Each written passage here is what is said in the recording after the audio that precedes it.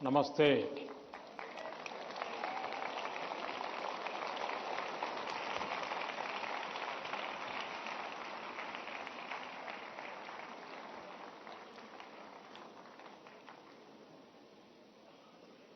अभी मैं हमारे सभी विद्यार्थी साथियों ने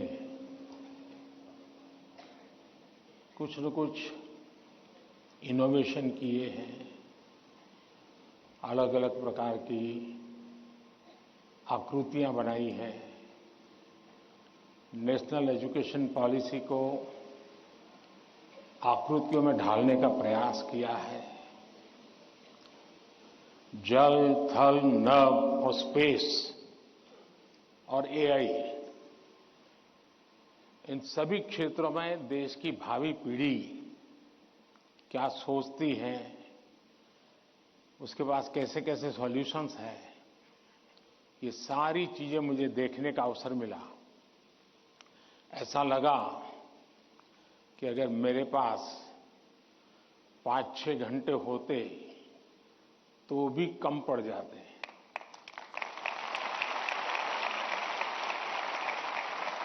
क्योंकि सबने एक से बढ़कर एक प्रस्तुति की है। तो मैं उन विद्यार्थियों को, उनके टीचर्स को, उनके स्कूल को बहुत बहुत बधाई देता हूं और आपसे भी आग्रह करता हूं कि आप जाने से पहले उस एग्जीबिशन को जरूर देखें और उसमें क्या है उसको समझने की कोशिश करें और अपने स्कूल में वापस जाने के बाद अपने जो अनुभव है वो जरूर और विद्यार्थियों के साथ शेयर करेंगे। इधर से आवाज आई, उधर से नहीं आई, उधर से नहीं आई। करेंगे? मेरी आवाज सुनाई देती है ना? अच्छा, आपको पता है आप किस स्थान पर आए हैं?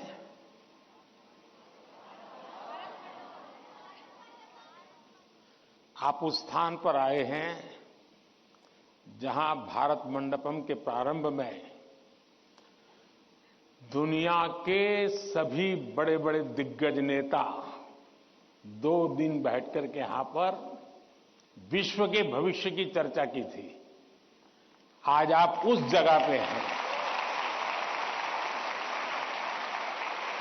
और आप भारत के भविष्य की चर्चा आज अपनी परीक्षा की चिंताओं के साथ साथ करने वाले हैं। और एक प्रकार से परीक्षा पे चर्चा ये कार्यक्रम मेरी भी परीक्षा होता है और आप में से बहुत से लोग हैं जो हो सकता है कि मेरी परीक्षा लेना चाहते होंगे। कुछ लोग होंगे जेन्युइनली जिनको लगता होगा कि जरूर कुछ बातें ऐसी पूछी जाए जिसका समाधान खुद को भी मिले, औरों को भी मिले। हो सकता है हम सब सवालों को तो एड्रेस न कर पाएं, लेकिन ज्यादातर उन सवालों के कारण बहुत से साथियों को समाधान हो जाएगा। तो आइए हम प्रारंभ करते हैं, ज्यादा समय न गंवाते हुए। कहां से शुरू करना है?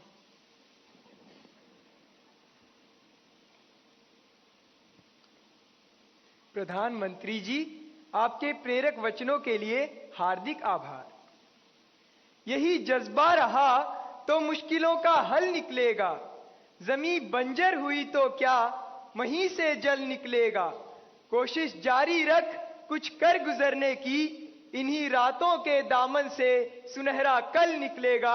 इन्हीं रातों के दामन से सुनहरा कल निकलेगा।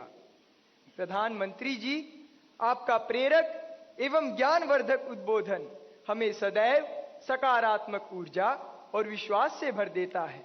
आपके आशीर्वाद एवं अनुमति से हम इस कार्यक्रम का शुभारंभ करना चाहते हैं। धन्यवाद मान्यवर।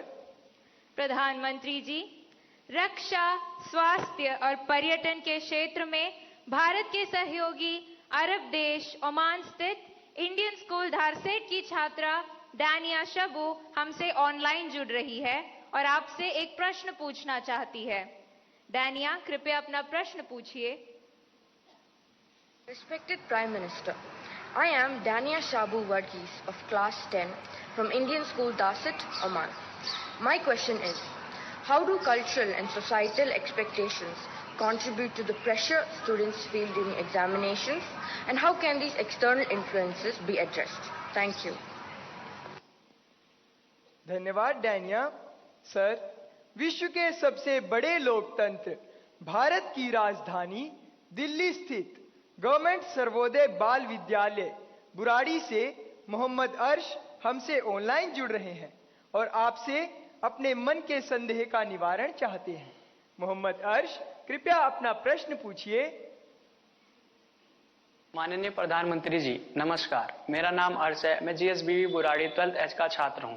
मेरा आपसे प्रश्न ये है कि हम अपने परिवेश में परीक्षाओं को लेकर नकारात्मक चर्चाओं को कैसे संबोधित कर सकते हैं, जो हमारी पढ़ाई और अच्छा प्रदर्शन करने की क्षमता को महत्वपूर्ण रूप से प्रभावित करती है। क्या छात्रों के लिए अधिक सकारात्मक और सहायक वातावरण बनाने के लिए कदम उठाए जा सकते हैं? धन्यवाद। Thank you Mohammad.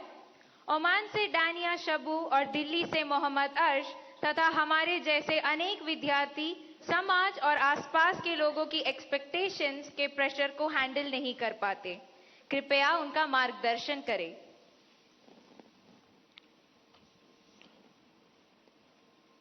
शायद मुझे बताया गया कि ये परीक्षा पे चर्चा का 7वां एपिसोड है और जितना मुझे याद है, मैंने देखा है कि ये प्रश्न हर बार आया है और अलग अलग तरीके से आया है। इसका मतलब ये है कि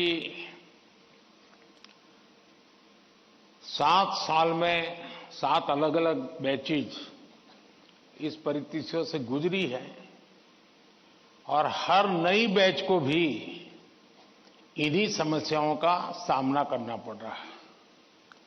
अब विद्यार्थियों की बैच तो बदलती है, लेकिन टीचर की बैच इतनी जल्दी बदलती नहीं है। अगर टीचर्स ने इन अब तक जितने मेरे एपिसोड हुए हैं उसमें मैंने इन बातों का जो वर्णन किया है, अगर उसका कुछ न कुछ उन्होंने अपने स्कूल में एड्रेस किया हो तो शायद हम इस समस्या को धीरे धीरे धीरे कम कर सकते हैं। उसी प्रकार से हर परिवार में ज्यादातर हो सकता है बड़े बेटे ने या बेटी ने पहले एक आध बार ये ट्रायल हुआ हो, लेकिन उनके लिए ज्यादा एक्सपीरियंस नहीं है। लेकिन हर मां बाप ने किसी न किसी रूप में इस समस्या को जरूर अनुभव किया है। अब सवाल यह है कि इसका समाधान क्या हो। हम ये तो नहीं कह सकते भाई स्विच ऑफ, प्रेशर बंद, ऐसा तो नहीं कर सकते। तो हमने अपने आप को एक तो किसी भी प्रकार के प्रेशर को झेलने के लिए सामर्थ्यवान बनाना चाहिए। रोते बैठना नहीं चाहिए। मान के चलना चाहिए कि जीवन में आता रहता है, दबाव बनता रहता है, तो खुद को तैयार करना पड़ता है। अब जैसे कभी आप उस स्थान पे जाते हैं जहां ठंड ज्यादा है और आप किसी गर्म इलाके में रहते हैं, तो आप मन को तैयार करते हैं कि आज अब मुझे 3-4 दिन के बाद ऐसे इलाके में जाना है जहां ठंड ज्यादा है। तो मन से आप तैयार करते हैं तो धीरे धीरे वह लगता है, पहुंचने के बाद कभी लगता है यार मैंने तो सोचा था उससे तो ठंड कम है, क्योंकि आपने मन से तय कर लिया है। और इसलिए आप टेम्परेचर कितना है कितना नहीं वो देखने की जरूरत नहीं पड़ती, आपका मन तैयार हो जाता है। वैसे ही दबाव को हमने अपने तरीके से मन से एक बार इस स्थिति से जीतना है, ये तो संकल्प करना होता है। दूसरा, ये जरा दबाव के प्रकार देखें। एक तो दबाव होता है खुद ने ही जो अपने लिए तय करके रखा है कि सुबह 4 बजे उठना ही उठना है, रात को 11 बजे तक पढ़ना ही पढ़ना है, आपने तो इतने आंसर सॉल्व करके ही जीतना है, और बड़ा दबाव खुद ही अनुभव करते हैं। मैं समझता हूं हमने उतना स्ट्रेच नहीं करना चाहिए कि जिसके कारण हमारी एबिलिटी ही टूट जाए। हमने स्लोली इंक्रीमेंट करना चाहिए। चलिए भाई, कल मैंने 7 क्वेश्चन सॉल्व किए थे रात को, आज 8 करूंगा। फिर मुझे वरना मैं 15 तय करूं और 7 ही कर पाऊं तो सुबह उठता है, यार देखो कल तो कर नहीं पाए, आज करूंगा। तो एक खुद भी दबाव के प्रेशर पैदा करते हैं। हमने इसको थोड़ा साइंटिफिक तरीके से करना चाहिए। दूसरा, मां बाप प्रेशर पैदा करते हैं, ये क्यों नहीं किया, वो क्यों नहीं किया, क्यों सोता रहा, चलो जल्दी उठते नहीं हो, पता नहीं एग्जाम है, और यहां तक कहते हैं देख वो तेरा दोस्त क्या करता है, तू क्या करता है।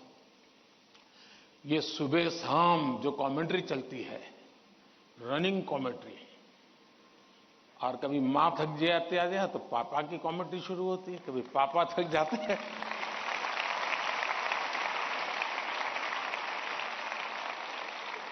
तो बड़े भाई की कमेंट्री शुरू हो जाती है, और वो अगर कम पढ़ता है तो स्कूल में टीचर की। फिर या तो कुछ लोग ऐसे हैं, जा तुमको जो करना है कर लो, मैं अपना ऐसे ही रहूंगा। कुछ लोग इसे सिंसियर लेते हैं, लेकिन ये दबाव का दूसरा प्रकार है। तीसरा ऐसा भी होता है कि जिसमें कारण कुछ नहीं, समझ का अभाव है,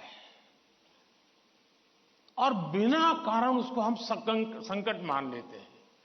जब एक्चुअली करते हैं तो लगता है नहीं यार इतना मुश्किल नहीं था, मैंने बेकार में दबाव झेलता रहा। तो मुझे लगता है कि एक तो इनको पूरे परिवार ने, टीचर ने, सबने मिलकर के एड्रेस करना होगा।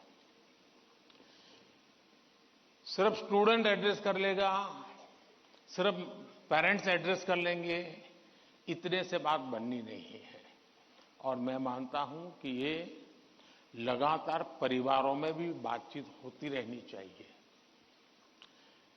हर परिवार ऐसी स्थितियों में कैसे हैंडल करता है उसकी चर्चाएं होनी चाहिए। उसकी एक सिस्टमैटिक थियरी के बजाय हमने धीरे धीरे चीजों को इवॉल्व करना चाहिए। अगर ये इवॉल्व करते हैं तो मुझे पक्का विश्वास है कि हम इन चीजों से बाहर निकल के आते हैं। धन्यवाद।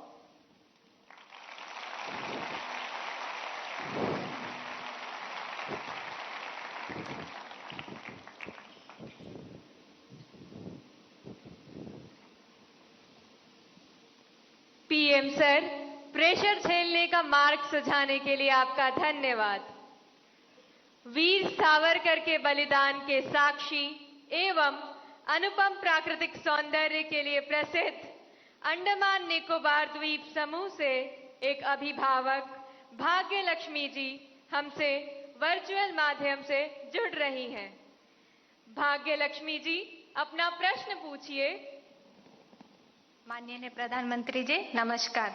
एक अभिभावक होने के नाते मेरा आपसे सवाल है कि छात्रा पर जो पीर प्रेशर रहता है, जो कि एक तरह से दोस्ती की सुंदरता छीन लेता है और छात्राओं को अपने ही दोस्तों के साथ प्रतिस्पर्धा करा देता है, उस पर आपकी क्या राय है? कृपया मुझे समाधान दें। धन्यवाद। धन्यवाद भाग्य लक्ष्मी जी। विश्व को सत्य, अहिंसा और धर्म की त्रिमूर्ति प्रदान करने वाली भूमि गुजरात स्थित पंचमहल के जवाहर नवोदय विद्यालय की छात्रा दृष्टि चौहान प्रधानमंत्री जी आपसे अपनी समस्या का हल जानना चाहती हैं। दृष्टि, कृपया अपना प्रश्न पूछिए। माननीय प्रधानमंत्री जी नमस्कार। मैं दृष्टि चौहान जवाहर नवोदय विद्यालय पंचमहल में कक्षा 6 की छात्रा हूँ। मेरा आपसे यह प्रश्न है कि कभी कभी परीक्षा के प्रतिस्पर्धी माहौल में दोस्तों के साथ प्रतिस्पर्धा भी अधिक दबाव पैदा करती है। कृपया सुझाव दें कि इससे कैसे बचा जा सकता है। आप मुझे इस पर अपना मार्गदर्शन प्रदान करें। धन्यवाद सर। धन्यवाद दृष्टि। नेचुरल ब्यूटी से भरपूर, बारिश की पहली बूंदों से भीगने वाला राज्य केरल में स्थित केंद्रीय विद्यालय क्रमांक 1 कालीकट से स्वाति दिलीप हमसे ऑनलाइन जुड़ रही हैं और आपसे अपना प्रश्न पूछना चाहती हैं। स्वाति, कृपया अपना प्रश्न पूछिए। Namaskar, Honorable Prime Minister, sir. I am Swati Dilip, a class 11 student from PM Sri Kendriya Vidyalaya No. 1 Calicut of Ernakulam region. Sir, could you please guide us on how, in this competitive world, we can avoid unhealthy and unnecessary competition, and also how to not take peer pressure into our heads? Thank you, sir. धन्यवाद स्वाति। प्रधानमंत्री जी, कृपया भाग्य लक्ष्मी जी, दृष्टि और स्वाति द्वारा पूछे गए प्रश्नों में पीयर प्रेशर और कंपटीशन से होने वाली चिंता तथा इसके कारण रिश्तों में आने वाली कड़वाहट से कैसे बचें, कृपया मार्गदर्शन कीजिए।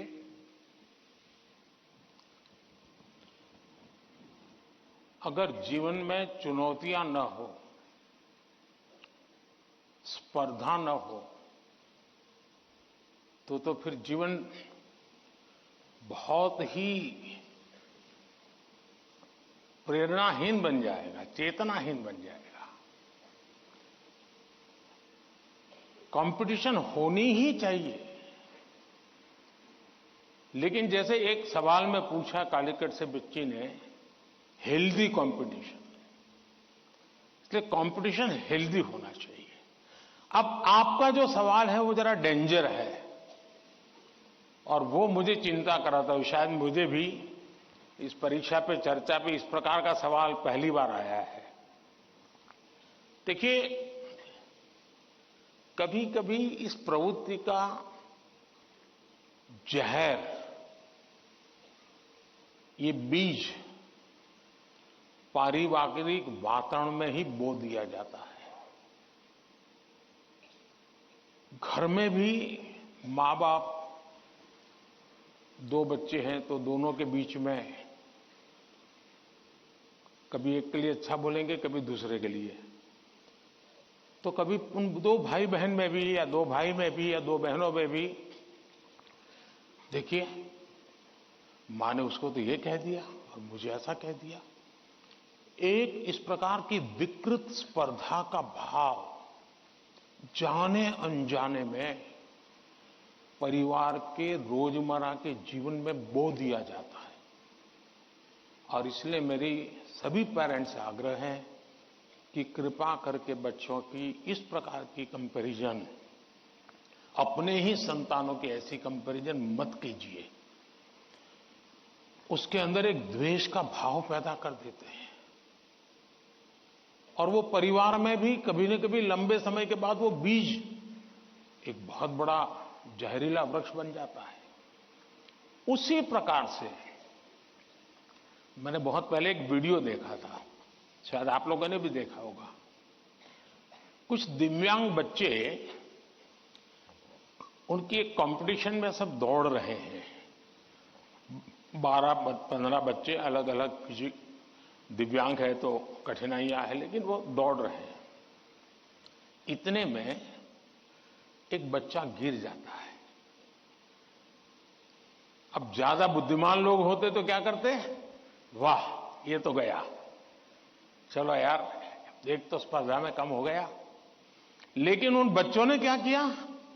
सबके सब जो आगे चले गए थे वो भी पीछे आए, जो दौड़ रहे थे वो भी रुक गए। पहले उन सब ने उसको खड़ा किया और फिर दौड़ना शुरू किया।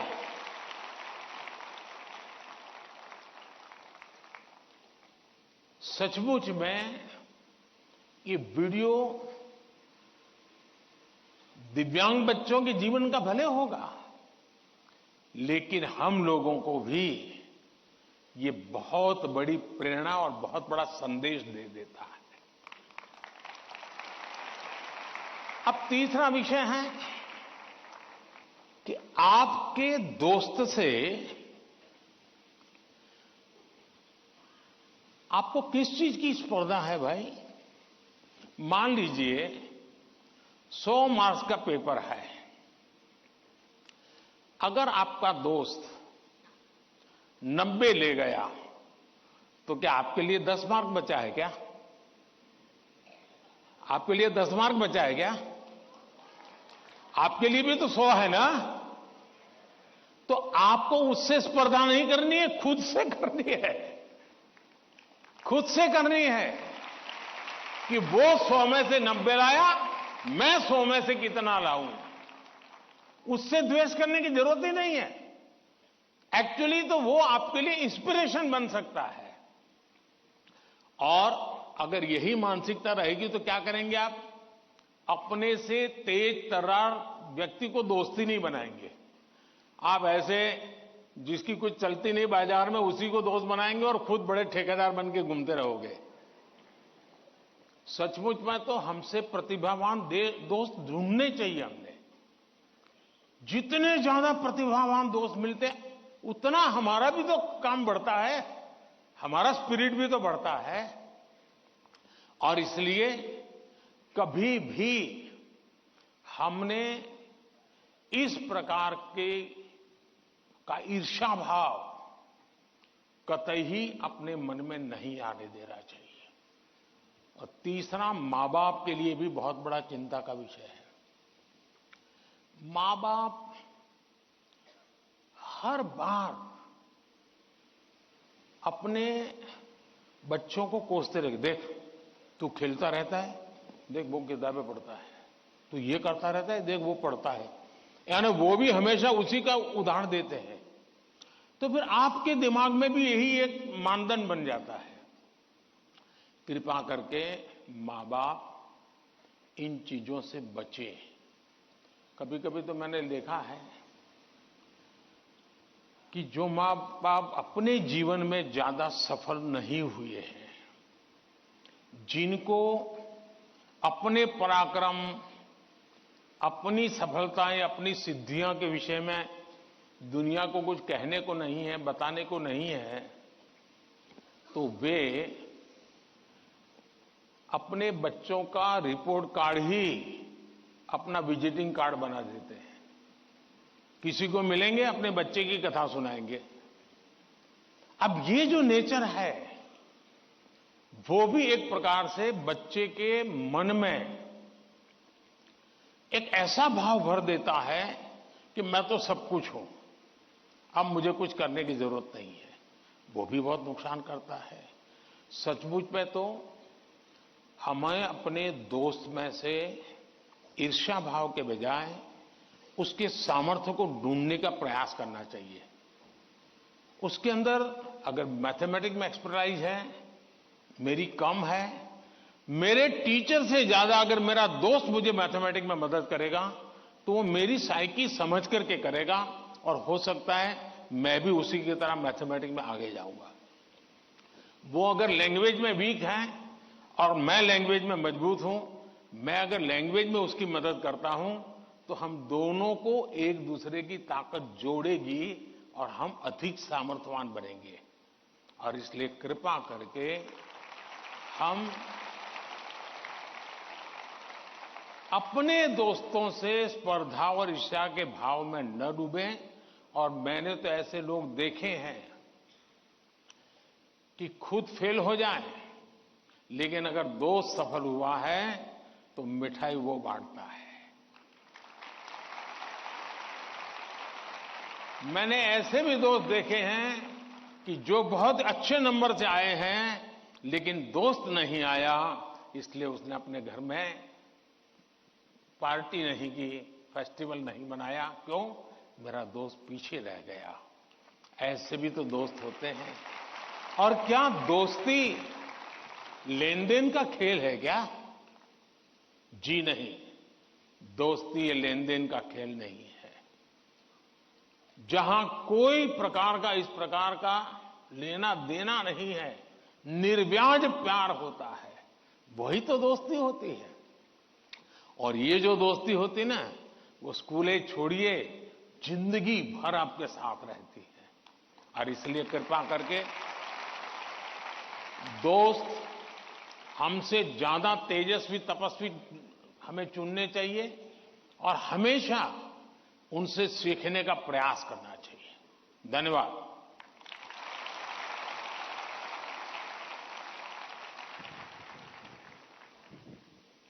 प्रधानमंत्री जी, स्पर्धा में भी मानवीयता का ये संदेश हमें हमेशा प्रेरित करता रहेगा। भारत का दक्षिण पूर्वी राज्य, कृषि प्रधान प्रदेश, तिरुमलाई की पवित्र भूमि, आंध्र प्रदेश स्थित ZP high school Uparapalli, Anakapalli जिले के संगीत शिक्षक श्री कोंडा कांची संपतराव जी हमारे साथ ऑनलाइन माध्यम से जुड़ रहे हैं और आपसे प्रश्न पूछना चाहते हैं। संपतराव जी, कृपया अपना प्रश्न पूछिए। प्रधानमंत्री वर्युल वारिकी नमस्ते। मेरा नाम कोंडकांची संपतराव है और मैं ZP high school Uparapalli, Anakapalli district, Andhra Pradesh में शिक्षक हूँ। सर, मेरा आपसे यह प्रश्न है कि एक शिक्षक के रूप में मैं किन तरीकों से अपने छात्रों को परीक्षा देने में तनाव मुक्त बनाने में मदद कर सकता हूँ? कृपया इस पर मेरा मार्गदर्शन कीजिए। धन्यवाद। धन्यवाद सर। भारत के पूर्व में चाय बागानों तथा सुंदर पर्वतीय प्रदेश, ब्रह्मपुत्र की भूमि, असम के शिवसागर स्थित हाशारा हाई स्कूल से एक टीचर बंटी मेधी जी, जो कि सभागार में उपस्थित है, प्रधानमंत्री जी से एक प्रश्न पूछना चाहती हैं। मैम, कृपया अपना प्रश्न पूछिए। नमस्कार। Honourable prime minister sir, I am Bonti Medhi, a teacher from Sibsagar district, Assam. My question is, what should be the role of a teacher in motivating students? Please guide us. Thank you. धन्यवाद ma'am. प्रधानमंत्री जी, कृपया आंध्र प्रदेश के संगीत शिक्षक श्री संपतराव जी और सभागार में उपस्थित शिक्षिका बंटी मेथी जी द्वारा पूछे गए इन प्रश्नों में वे परीक्षा के समय शिक्षकों की भूमिका के विषय में जानना चाहते हैं कि वे किस प्रकार विद्यार्थियों को तनाव मुक्त रहने में सहायता करें। कृपया समस्त शिक्षक वर्ग का मार्गदर्शन कीजिए। पहले तो मैं समझता हूं जो संगीत के टीचर हैं वो तो अपने क्लास नहीं, पूरी स्कूल के बच्चों का तनाव खत्म कर सकते हैं।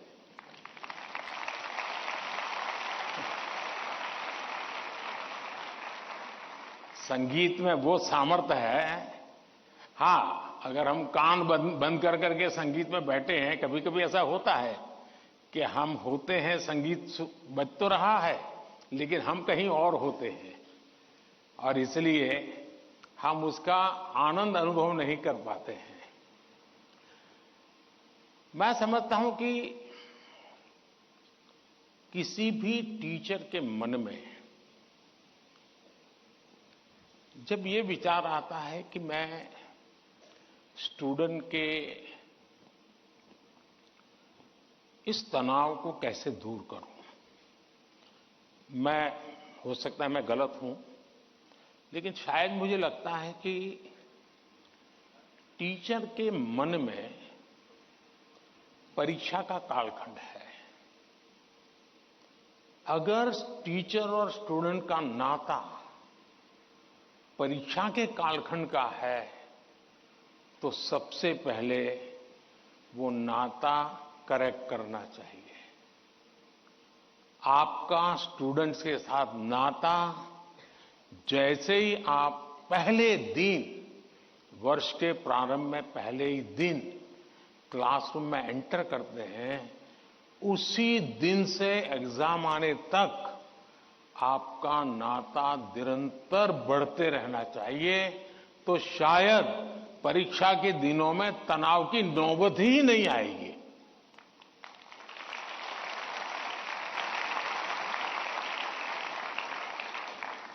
आप सोचिए, आज मोबाइल का जमाना है, स्टूडेंट के पास भी आपका मोबाइल होगा ही होगा। क्या कभी किसी स्टूडेंट ने आपको फोन किया है, कॉल पर कांटेक्ट किया है कि मुझे ये तकलीफ हो रही है, मैं चिंता में हूं? कभी नहीं किया होगा। क्यों? क्योंकि उसे लगता ही नहीं है कि मेरी जिंदगी में आपका कोई विशेष स्थान है। उसको लगता है कि आपका मेरा नाता सब्जेक्ट है, मैथ्स है, केमिस्ट्री है, लैंग्वेज है। जिस दिन आप सिलेबस से आगे निकल करके उससे नाता जोड़ोगे तो वो अपनी छोटी मोटी दिक्कतों के समय भी जरूर आपसे अपने मन की बात करेगा। अगर ये नाता है तो एग्जाम के समय तनाव की स्थिति पैदा होने की संभावना ही खत्म हो जाएगी। आपने कई डॉक्टर्स देखे होंगे, उन डॉक्टर में डिग्री तो सबके पास होती है, लेकिन कुछ डॉक्टर्स जो जनरल प्रैक्टिशनर्स होते हैं वो ज्यादा सफल इसलिए होते हैं कि पेशेंट आकर के जाने के बाद एक आध दिन के बाद फिर उसको फोन करते हैं कि भाई आपने वो दवाई ठीक से ले ली थी, कैसा है आपका? वो दूसरे दिन अपने अस्पताल आएगा, तब तक इंतजार करने के बजाय बीच में एक आध बार बात कर लेते हैं। और वो बॉन्डिंग होता है ना, वो उसको आधा ठीक कर देता है। आप में से कोई टीचर ऐसे हैं, मान लीजिए किसी बच्चे ने बहुत अच्छा किया और जाकर के उस परिवार में बैठ करके कहा, भाई आज तो मैं मिठाई खाने आया हूं, आपके बच्चे ने इतना शानदार कर दिया, आज आपसे मिठाई खाऊंगा।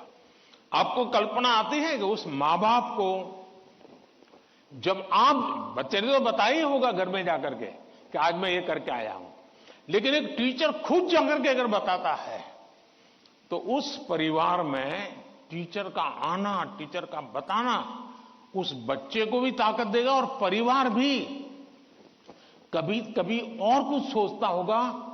जब टीचर ने आके कहा तो परिवार भी सोचा, यार मेरे बच्चे में ये तो शक्ति हमें मालूम नहीं थी, लेकिन टीचर ने जो वर्णन किया वाकई हमें थोड़ा ध्यान देने की जरूरत है। तो आप देखेंगे कि एकदम से माहौल बदल जाएगा। और इसलिए पहली बात यह है, परीक्षा के समय तनाव दूर करने के लिए क्या करना, उसके लिए तो मैंने बहुत कुछ कह चुका हूं, मैं उसको रिपीट नहीं करता हूं। लेकिन अगर वर्ष भर आपका उसके साथ नाता रहता है, मैं तो कभी कभी पूछता हूं कई टीचरों को कि भाई आप 30 साल से टीचर हैं, जो पहले बार आपके यहां पढ़ाई करके गए होंगे शुरू में, अब तो उनकी शादी हो गई होगी, क्या कोई आपका स्टूडेंट अपना शादी का कार्ड देने आया था क्या? 99% टीचर मुझे कहते हैं कि नहीं, कोई स्टूडेंट नहीं आया। मतलब हम जॉब करते थे, हम जिंदगी नहीं बदलते थे। टीचर का काम जॉब बदलना नहीं है, टीचर का काम जॉब करना नहीं है, टीचर का काम जिंदगी को संवारना है, जिंदगी को सामर्थ्य देना है, और वही परिवर्तन लाता है। धन्यवाद।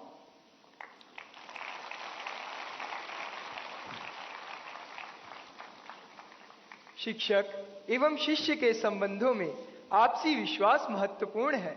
हमें नया दृष्टिकोण देने के लिए धन्यवाद। अद्भुत जनजातीय संस्कृति को समेटे पूर्वोत्तर भारत के राज्य त्रिपुरा के प्रणवानंद विद्या मंदिर पश्चिम त्रिपुरा की छात्रा आद्रिता चक्रवर्ती हमसे ऑनलाइन जुड़ रही हैं तथा परीक्षा के तनाव से मुक्ति हेतु माननीय प्रधानमंत्री जी से अपनी समस्या का समाधान चाहती हैं। आद्रिता, कृपया अपना प्रश्न पूछिए। नमस्कार माननीय प्रधानमंत्री महोदय, मेरा नाम आद्रिता चक्रवर्ती है। मैं प्रणवानंद विद्या मंदिर पश्चिम त्रिपुरा में कक्षा 12वीं की छात्रा हूँ। मेरा आपसे यही प्रश्न है कि पेपर खत्म होने के आखिरी कुछ मिनटों में मैं घबरा जाती हूँ और मेरा लिखावट भी बिगड़ जाती है। मैं इस स्थिति से कैसे निपटूं? मुझे इसका समाधान दीजिए। धन्यवाद श्रीमान। थैंक यू आद्रता।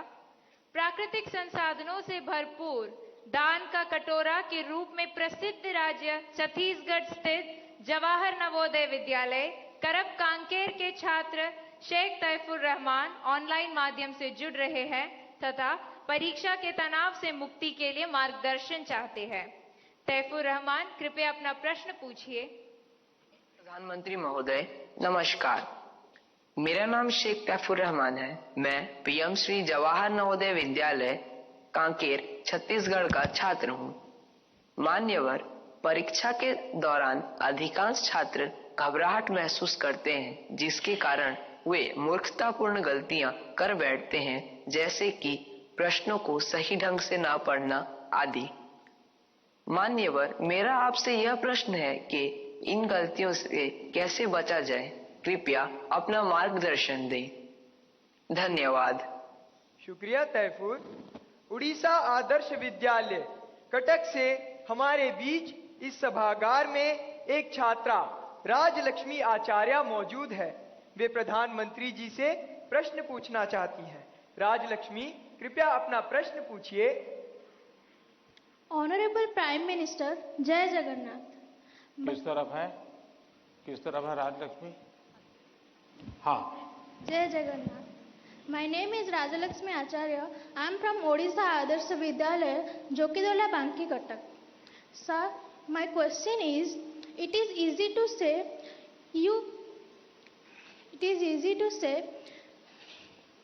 you face exam with a cool mind, but in exam hall the situation is so scary, like don't move, look straight and so on. Then how can it be so cool? Thank you, sir. धन्यवाद राजलक्ष्मी। प्रधानमंत्री जी, अद्रिता, तैफुर और राजलक्ष्मी और इनके जैसे अनेक विद्यार्थियों द्वारा परीक्षा पे चर्चा के पिछले सभी संस्करणों में प्राय ये प्रश्न पूछा जाता रहा है और अब भी ये प्रश्न कुछ विद्यार्थियों की चिंता का कारण बना हुआ है कि वे परीक्षा के दौरान होने वाले तनाव का सामना कैसे करें। कृपया इनका मार्गदर्शन कीजिए। घूम फिर करके फिर तनाव आ गया। अब ये तनाव से मुक्ति कैसे हो? आप देखिए कैसी गलती होती है। कुछ गलतियां यानी रोजमर्रा की हम थोड़ा ऑब्जर्व करें तो पता चलेगा। कुछ गलतियां पेरेंट्स का अति उत्साह कर देता है। कुछ गलतियां स्टूडेंट की अतिशय सिंसियरिटी कर देती है। बस समझता हूं इससे बचा जाए। जैसे मैंने देखा है कि कुछ माँ बाप को लगता है कि आज एग्जाम है तो बेटे को नई पेन ला करके दो, जरा कपड़े अच्छे पहना करके भेजो, तो उसका काफी समय तो उसमें एडजस्ट होने में ही जाता है। शर्ट ठीक है कि नहीं है, यूनिफॉर्म ठीक पहना है कि नहीं पहना है। माँ बाप से मेरा आग्रह है, जो पेन रोज उपयोग करता है ना वही दीजिए आप। या वहां पेन दिखाने थोड़ा जा रहा है वो।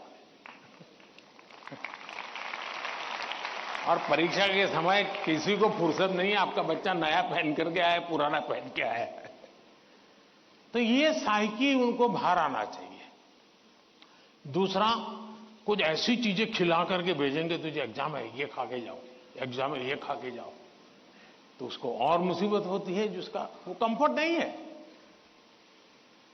आवश्यकता से अधिक उस दिन खाना, फिर मां कहेगी अरे तुम्हारा तो एग्जाम सेंटर इतना दूर है, तुम रात आते आते 7 बज जाएगा, ऐसा करो कुछ खा के जाओ, फिर कहेगी कुछ लेके जाओ। उसको वो रेजिस्ट करने लगता है, नहीं मैं नहीं ले जाऊंगा। वहीं से तनाव शुरू हो जाता है, घर से निकलने से पहले हो जाता है। तो मेरी सभी पेरेंट्स से अपेक्षा है और मेरा सुझाव है कि आप उसको अपनी मस्ती में जीने दीजिए। एग्जाम देने जा रहा है तो उत्साह उमंग के साथ चला जाए, बस जो उसकी रोजमर्रा की आदत है वैसा ही रहे वो। फिर जो सीनियर स्टूडेंट है उनका प्रॉब्लम क्या होता है, दरवाजे तक किताब छोड़ते नहीं, दरवाजे तक। अब आप अचानक इस प्रकार से इवन रेलवे स्टेशन पर भी जाते हैं ना, तो कभी ट्रेन की एंट्री और आपकी एंट्री ऐसा होता है क्या? आप 5-10 मिनट पहले जाते हैं, प्लेटफॉर्म पर खड़े रहते हैं, कहां आपका डिब्बा आएगा उसका अनुमान लगाते हैं, फिर उस जगह पे जाते हैं, फिर सोचते हैं कि पहले कौन सा लगेज अंदर ले जाऊंगा, फिर कौन सा, यानी मन आपका तुरंत अपने आप को ट्रेन आने से पहले ही सेट करने लग जाता है। वैसे ही आपका जो एग्जामिनेशन हॉल है, हो सकता है वो कोई सुबह से आपके लिए खोल के नहीं रखेंगे, लेकिन 10-15 मिनट पहले तो अलाउ कर ही देते हैं। तो आराम से जैसे ही खुले अंदर पहुंच जाइए और आराम से बैठिए मस्ती से। जरा पुरानी कोई हंसी मजाक की चीजें हैं तो उसको जरा याद कर लीजिए, और दोस्ती बगल में तो एक आध चुटकुला सुना दीजिए। हंसी मजाक में पल 5-10 मिनट बिता दीजिए।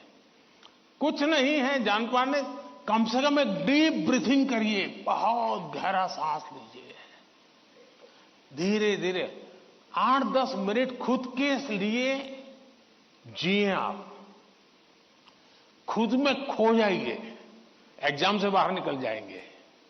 और फिर जब आपके हाथ में क्वेश्चन पेपर आएगा तो आप कंफर्ट होंगे। वरना क्या होता है, वो आया कि नहीं, वो देखा कि नहीं, वो कैसा है, फला नहीं, टीचर कहां दिखता है, सीसीटीवी कैमरा है। अरे आपका क्या काम है जी, सीसीटीवी कैमरा किसी भी कोने पर पड़ा है, तेरा क्या ले रहा है जी। हम इन्हीं चीजों में लटके रहते हैं जी, और वही बिना कारण हमारी शक्ति समय वेस्ट करता है। हमने खुद में ही खोए रहना चाहिए। और जैसा ही क्वेश्चन पेपर आ जाए तो कभी कभी तो आपने देखा होगा कि अगर आप फर्स्ट बेंच पर आपका नंबर आया है, लेकिन क्वेश्चन पेपर वो पीछे से बांटना शुरू करता है, तो आपका दिमाग फटकता है। देखिए मेरे से तो 5 मिनट पहले उसको मिलेगा, मुझे 5 मिनट बाद में मिलेगा। ऐसा ही होता है ना, ऐसा होता है ना। अब ऐसी चीजों में अपना दिमाग खपाओगे कि पहले क्वेश्चन पेपर मुझे मिला कि 20 नंबर के बाद मिला, तो आप अपनी एनर्जी, आप परिस्थिति तो पलट नहीं सकते। टीचर ने वहां से कहा कि आप खड़े होकर नहीं कह सकते पहले मेरे से दो, ऐसा तो नहीं कर सकते। तो आपको पता है ऐसा होना, तो फिर ऐसे ही अपने आप को एडजस्ट कर लेना चाहिए। एक बार आप ये अगल बगल की सारी दुनिया, और हम बचपन से पढ़ते तो आए हैं, वो अर्जुन को पक्षी की आंख वाली कथा तो सुनते रहते हैं, लेकिन जीवन में आता है तो नहीं, पेड़ भी दिखता है, पत्तियां भी दिखती है, तब आपको वो पक्षी की आंख नहीं दिखती है। आप भी मन में ये कथाएं सुनते हैं, पढ़ते हैं, तो उसको जीवन में लाने का मौका होता है। तो पहली बात तो ये है कि इन सारी बाह्य चीजों से आप, दूसरा, परीक्षा में घबराहट का कभी कारण ये होता है, कभी लगता है समय कम पड़ गया, कभी लगता है कि अच्छा होता मैं वो क्वेश्चन पहले कर लेता। तो इसका उपाय ये है, पहले एक बार पूरा क्वेश्चन पेपर पढ़ लीजिए, फिर मन से तय कीजिए कि किस आंसर में कितना मिनट मोटा मोटा मेरा जाएगा, और उसी प्रकार से अपना समय तय कर लीजिए। अब खाना खाते हैं, आप खाने के लिए बैठते हैं तो घड़ी देख करके थोड़े खाते, भाई 20 मिनट में खाना खाना है। खाते खाते आदत हो ही जाती है, हाँ भैया इतने में 20 मिनट भी हो गया और खाना भी हो गया। इसके लिए कोई घड़ी और कोई बेल थोड़ा बचता है कि चलो अब खाना शुरू करो, अब खाना बंद करो, ऐसा तो होता नहीं है। तो ये प्रैक्टिस है। दूसरा मैंने देखा है कि आजकल जो सबसे बड़ी समस्या है, जिसके कारण ये समझ, आप मुझे बताइए, आप एग्जाम देने जाते हैं, मतलब आप फिजिकली क्या करते हैं? आप फिजिकली पेन हाथ में पकड़ करके लिखते हैं, यही करते हैं ना। दिमाग अपना काम करता है, लेकिन आप क्या करते हैं? लिखते हैं। आज के युग में आईपैड के कारण, कंप्यूटर के कारण, मोबाइल के कारण मेरी लिखने की आने के बाद उसका मिनिमम 50% टाइम आप खुद अपनी नोटबुक के अंदर कुछ न कुछ लिखेंगे, हो सके तो उस विषय पर लिखेंगे और 3 बार 4 बार खुद का लिखा हुआ पढ़ेंगे और खुद का लिखा हुआ करेक्ट करेंगे।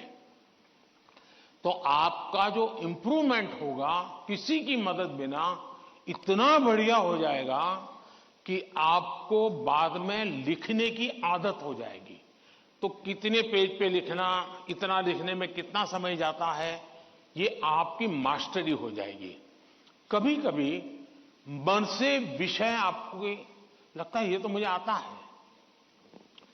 जैसे आप मान लीजिए कोई बड़ा प्रसिद्ध कोई गाना सुन रहे हैं, गाना बज रहा है तो आपको लगता है ये गाना तो मुझे आता है क्योंकि आपने बहुत बार सुना है।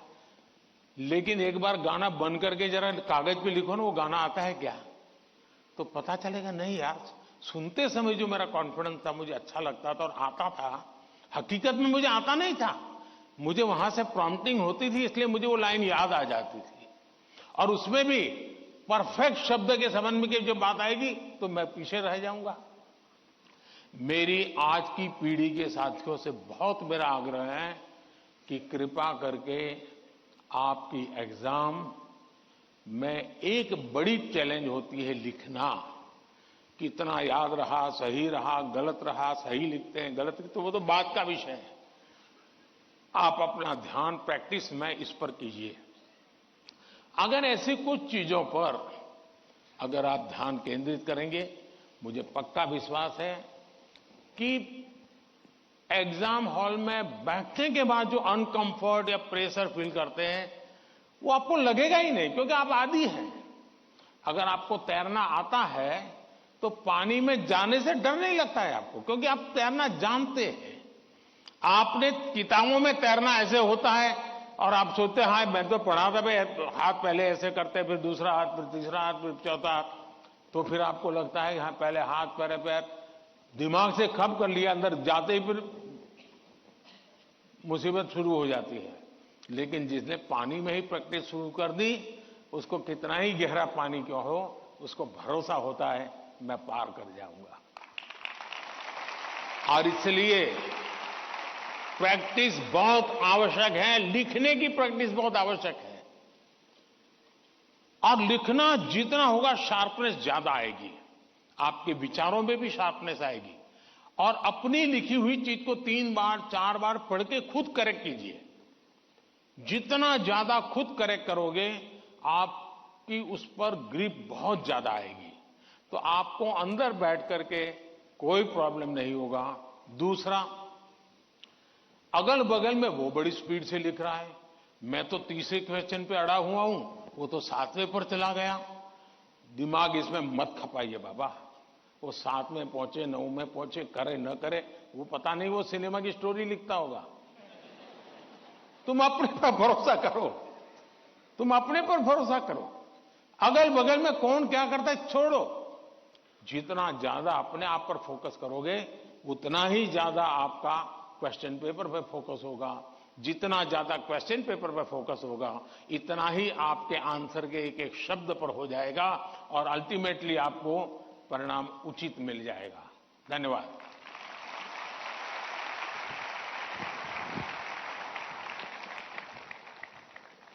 धन्यवाद पीएम सर।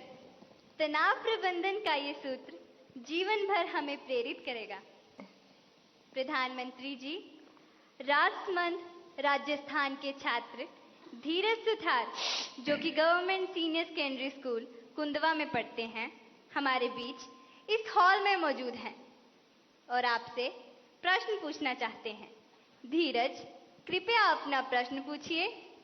नमस्ते माननीय प्रधानमंत्री जी, मैं धीरज सुथार, मैं राजकीय उच्च माध्यमिक विद्यालय कोंदवा राजसमंद राजस्थान से हूँ। मैं 12वीं कक्षा में अध्ययनरत हूँ। मेरा प्रश्न यह है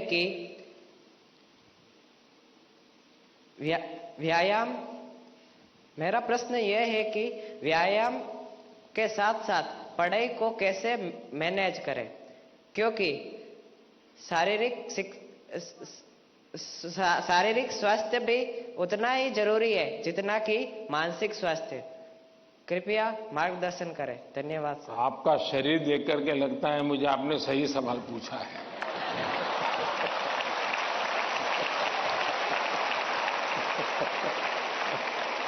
और आपकी ये चिंता भी सही होगी।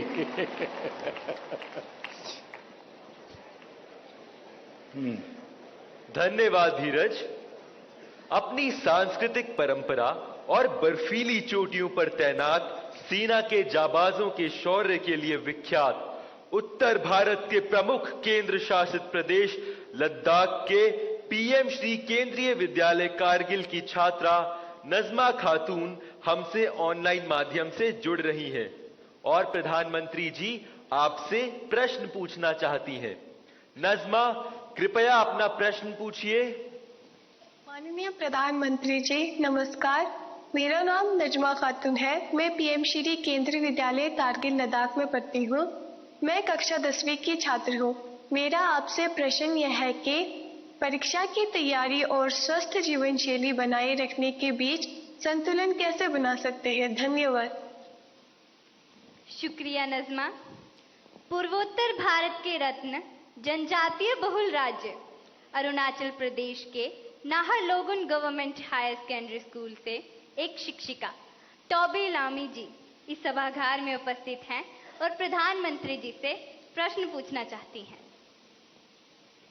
नमस्कार माननीय प्रधानमंत्री जी, मेरा नाम तोबी लोमी है। मैं एक शिक्षिका हूँ।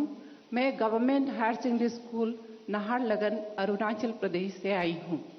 मेरा प्रश्न है, विद्यार्थी खेल कूद नहीं बल्कि पढ़ाई में मुख्य रूप से क्या और कैसे ध्यान केंद्रित कर सकते हैं?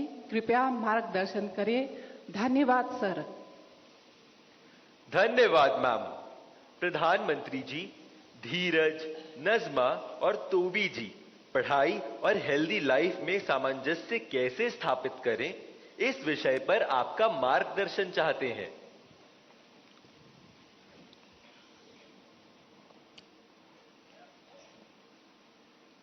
आप में से बहुत सारे स्टूडेंट्स मोबाइल फोन का उपयोग करते होंगे और कुछ लोग होंगे शायद उनको घंटों तक मोबाइल फोन की आदत हो गई होगी। लेकिन क्या कभी ऐसा विचार आया मन में कि नहीं मैं रिचार्जिंग में फोन रखूंगा तो मेरा मोबाइल का उपयोग कम हो जाएगा, इसलिए रिचार्जिंग नहीं करूंगा। अगर रिचार्जिंग नहीं करूंगा तो मोबाइल काम करेगा क्या? करेगा क्या? तो मोबाइल जैसी चीज जो रोजमर्रा देखते हैं उसको भी चार्जिंग करना पड़ता है, नहीं करना पड़ता है? अरे जवाब तो दीजिए। रिचार्ज करना पड़ता है, नहीं करना पड़ता है? अगर मोबाइल को करना पड़ता है तो ये बॉडी को करना चाहिए कि नहीं करना चाहिए?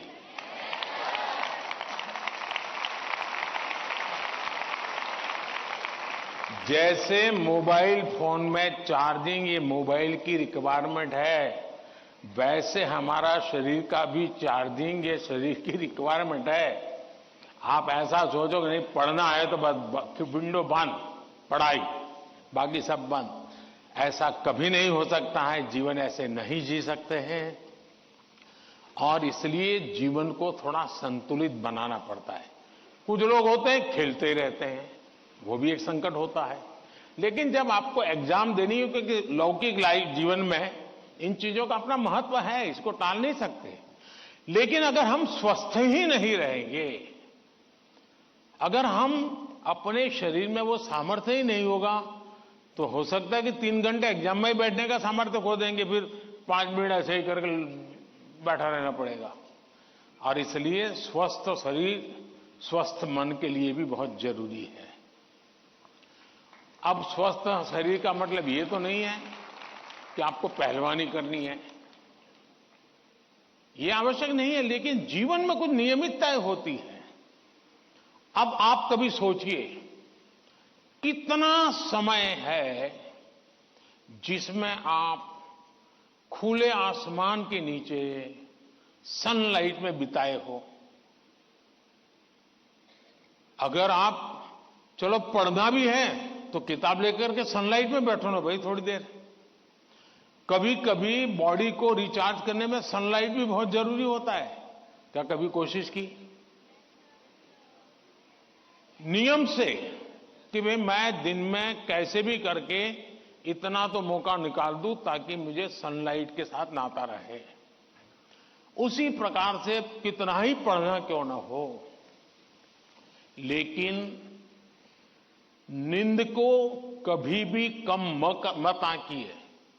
जब अपनी मम्मी हमको कहती हैं कि सो जाओ तो उसका इंटरफियरेंस मत मानिए। ज्यादातर स्टूडेंट का ईगो इतना हर्ट हो जाता है कि तुम कौन होती हो, सो जाओ और मुझे कल एग्जाम देनी है, मैं सोऊंगा नहीं सोऊंगा तुम्हें क्या लेना। ऐसा करते हैं ना घर में। जो नहीं करते हैं मन न बोले, जो करते हैं वो बोले। जरा करते हैं, कोई नहीं बोल रहा है। लेकिन ये पक्का है कि नींद के विषय में भी अगर एक बार रील पर चढ़ गए, एक के बाद एक रील देखते ही गए, छुपाना चाहते हो ना। कितना समय बीत गया पता नहीं, कितनी नींद खराब हो गई पता नहीं। क्या निकाला, पहला रील देखा था, याद करो जरा, याद भी नहीं है, ऐसे ही देख रहे हैं। ऐसे हम नींद को बहुत कम आंकते हैं। आज आधुनिक हेल्थ साइंस जो है वो नींद को बहुत तवज्जो देता है। आप आवश्यक नींद लेते हैं कि नहीं लेते हैं, वो आपके स्वास्थ्य पर बहुत बड़ा महत्वपूर्ण है। आपको उस पर ध्यान केंद्रित करना चाहिए। इसका मतलब ये भी नहीं कि बस एग्जाम तो आती रहेगी। मोदी जी को मिला था, उसने कहा है सो जाओ। अभी यहां आर्टिस्टिक बोर्ड बनाओ और घर में घुसते ही लिखो सो जाओ, मम्मी पापा को दिखा दो सो जाओ। ऐसा तो नहीं करेंगे ना। कम नींद स्वास्थ्य के लिए अनुचित है। कुछ अपवाद लोग होते हैं जिनको उन्होंने अपने एक ऐसे स्टेज पर बॉडी को ले गए हैं, उनको शायद उससे बाहर होंगे। सामान्य मानवीय के जीवन के लिए अनुचित है। आप कोशिश कीजिए कि आपकी रिक्वायर जितनी भी नींद है वो आप पूरी लेते हैं, और ये भी देखिए कि साउंड स्लीप है कि नहीं। बहुत गहरी नींद होनी चाहिए। आप हैरान हो जाएंगे, ये जो टीचर बैठे हैं ना, बड़ी आयु के टीचर, ये सुनकर के जरूर चौंक जाएंगे। आज भी मैं इतना सारा मेरे पास काम है ना, आप लोगों जितना नहीं है।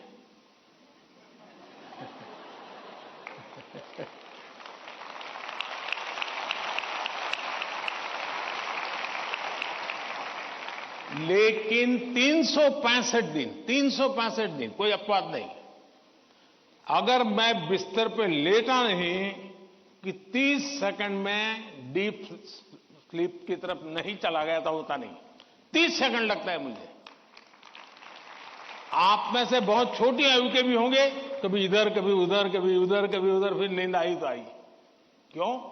मेरा बाकी जो जागृत अवस्था का समय है उसमें बहुत जागृत रहता हूं मैं। तो जब जागृत हूं तो पूरी तरह जागृत हूं, जब सोया हूं तो पूरी तरह सोया हूं। और वो बैलेंस, जो बड़ी आयु के लोग हो परेशान होते होंगे, हाँ यार हमें तो नींद ही नहीं आती, आधा घंटा तो ऐसे ही करवट बदलते रहते हैं। और ये आप अचीव कर सकते हैं। फिर एक विषय है न्यूट्रिशन, संतुलित आहार। और आप जिस उम्र में हैं उस उम्र में जिन चीजों की जरूरत है वो आपके आहार में है कि नहीं है। एक चीज पसंद है बस खाते रहते हो, पेट भर जाता है, कभी मन भर जाता है, लेकिन शरीर की आवश्यकताएं पूरी नहीं करता है। 10th 12th का एक कालखंड ऐसा है जब आपके पास एग्जाम का वातावरण है, तो एक बार तय कीजिए कि मेरे शरीर को जितनी रिक्वायरमेंट है वो मैं लेता हूं। माँ बाप भी बच्चे को ऐसा ना करें, नहीं नहीं आज तो हलवा बनाया है, जरा ज्यादा खा ले। कभी माँ बाप को भी लगता है कि क्वांटिटी ज्यादा खिला दी तो बच्चा आज खुश है। जी नहीं, उसके शरीर, और इसके लिए कोई अमीरी गरीबी का मुद्दा नहीं है। जो उपलब्ध चीजें होती हैं उसी में से मिल जाता है जी, उसमें सारी चीजें रहती हैं। कम से कम खर्च वाली भी चीजें होती हैं जो हमारे न्यूट्रिशन को कैटर कर सकती है। और इसलिए हमारे आहार में संतुलन, ये भी स्वास्थ्य के लिए उतना ही जरूरी है। और फिर एक्सरसाइज, हमने पहलवानी वाली एक्सरसाइज करे या ना करे अलग बात है, लेकिन फिटनेस के लिए एक्सरसाइज करना चाहिए। जैसे डेली टूथब्रश करते हैं ना, वैसे ही नो कॉम्प्रोमाइज एक्सरसाइज करनी चाहिए। मैंने कुछ बच्चे ऐसे देखे हैं, वो छत पे चले जाते हैं, किताब लेके चलते हैं और पढ़ते रहते हैं, दोनों काम कर लेते हैं। कुछ गलत नहीं है, वो पढ़ता भी है और अपना धूप के अंदर चल भी लेता है, एक्सरसाइज भी हो जाती है। कोई न कोई ऐसा रास्ता निकालना चाहिए जिसमें आपकी फिजिकल एक्टिविटी होती रहती है। 5 minute 10 minute dedicated physical activity करनी ही चाहिए। ज्यादा कर सकते तो अच्छी बात है। अगर इन चीजों को सहज रूप से आप लाएंगे, एग्जाम के तनाव के बीच सब कुछ इधर करेंगे वो नहीं करेंगे तो नहीं चलेगा। संतुलित करिए, आपको बहुत फायदा होगा। धन्यवाद।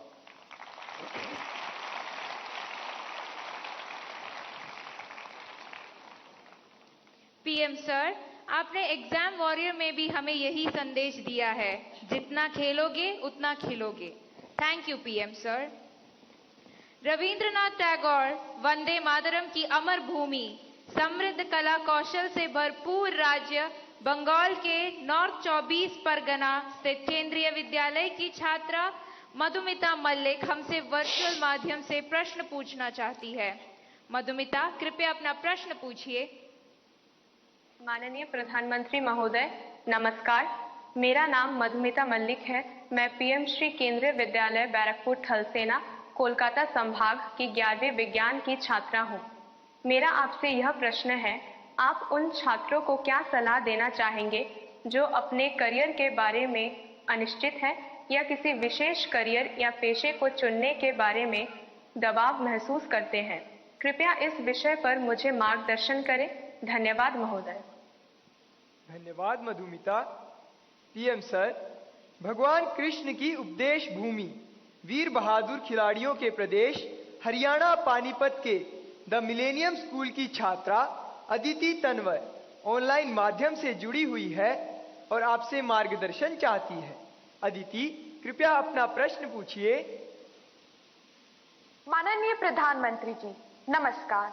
मेरा नाम अदिति तनवर है और मैं the millennium school Panipat Haryana की कक्षा 11वीं की छात्रा हूँ।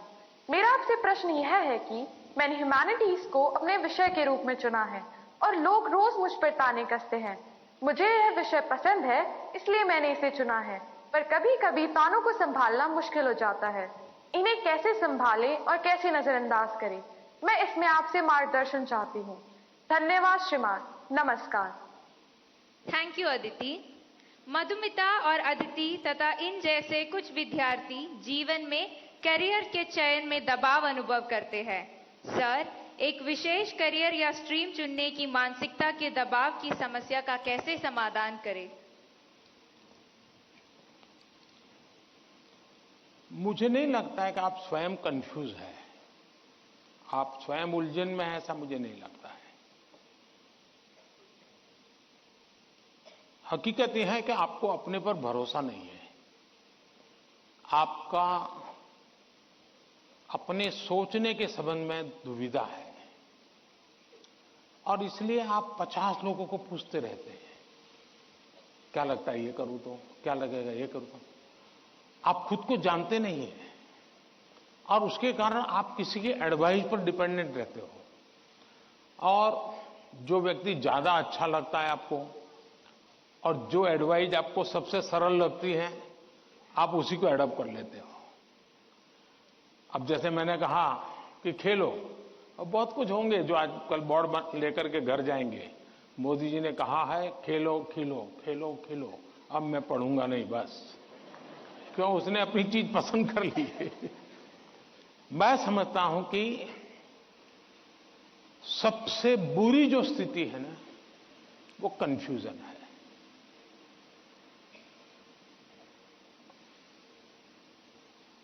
अनिर्णायकता है। अनिर्णायकता आपने देखा होगा, पुराने जमाने में ऐसी कथा चलती थी, कोई गाड़ी लेकर के जा रहा था और कुत्ता तय नहीं कर पाया, इधर जाओ उधर जाओ, और आखिरकार वो नीचे आ गया। यही होता है, अगर उसको पता है कि मैं उधर चला जाऊं तो हो सकता है कि वो ड्राइवर भी उसको बचा ले, लेकिन इधर गया इधर गया इधर गया तो ड्राइवर कितना ही एक्सपर्ट होगा, नहीं बचा पाएगा। हमें अनिश्चितता से भी बचना चाहिए, अनिर्णायकता से बचना चाहिए, और निर्णय करने से पहले सारी चीजें हमने उसको जितने तराजू पर तोल सकते हैं तोलना चाहिए। दूसरा, कभी कभी कुछ लोगों को लगता है कि फलानी चीज वैसी है, ठीक नहीं चीज। अब मुझे बताइए, स्वच्छता का विषय अगर प्रधानमंत्री के रूप में देखें तो बहुत मामूली विषय है कि नहीं है? बहुत मामूली विषय है कि नहीं है? कोई भी कहेगा यार पीएम को इतने सारे काम है, ये स्वच्छता स्वच्छता करता रहता है।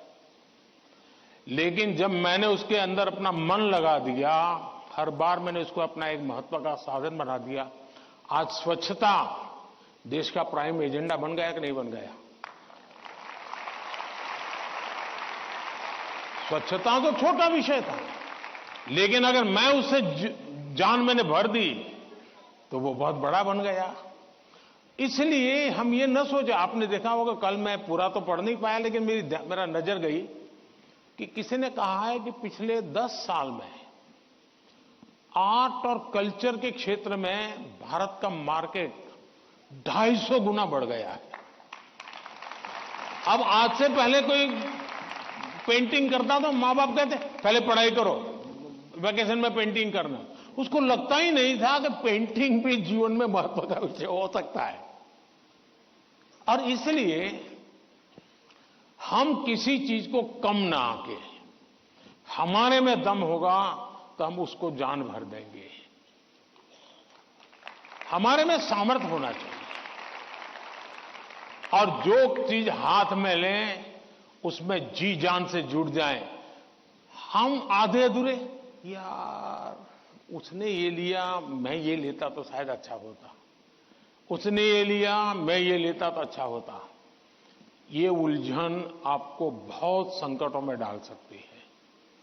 दूसरा विषय है कि आज नेशनल एजुकेशन पॉलिसी ने आपके लिए बहुत सुविधा कर दी है।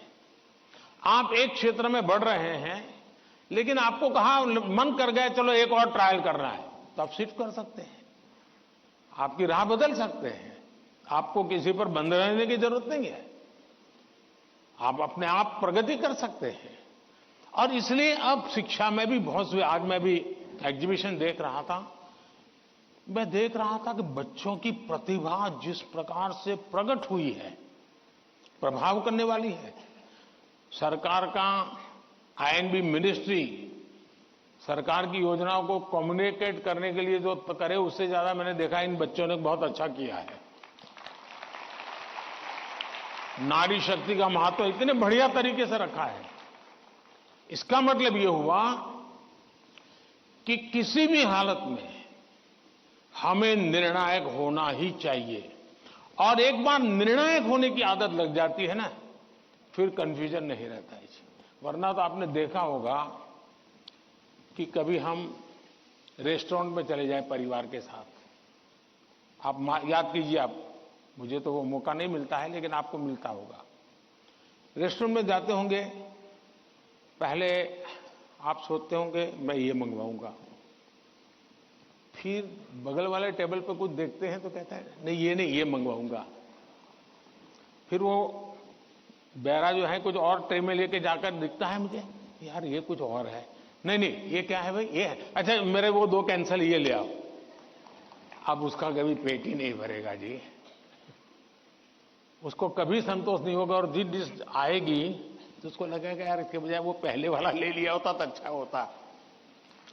जो लोग रेस्टोरेंट के डाइनिंग टेबल पर निर्णय नहीं कर पाते हैं, वो कभी रेस्टोरेंट का या खाने का आनंद नहीं ले सकते हैं। आपको निर्णायक बनना पड़ता है।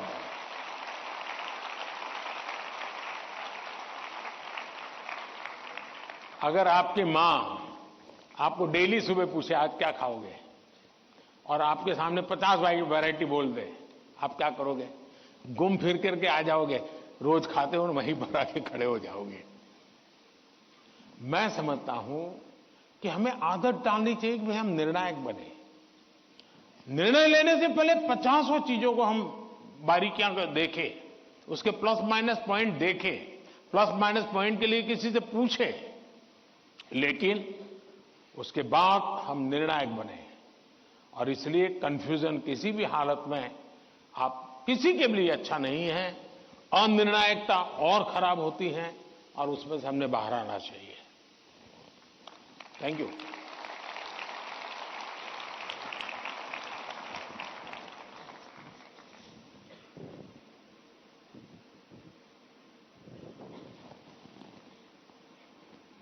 सर, निर्णय की स्पष्टता में ही सफलता निहित है। आपका यह कथन सदा याद रहेगा। धन्यवाद।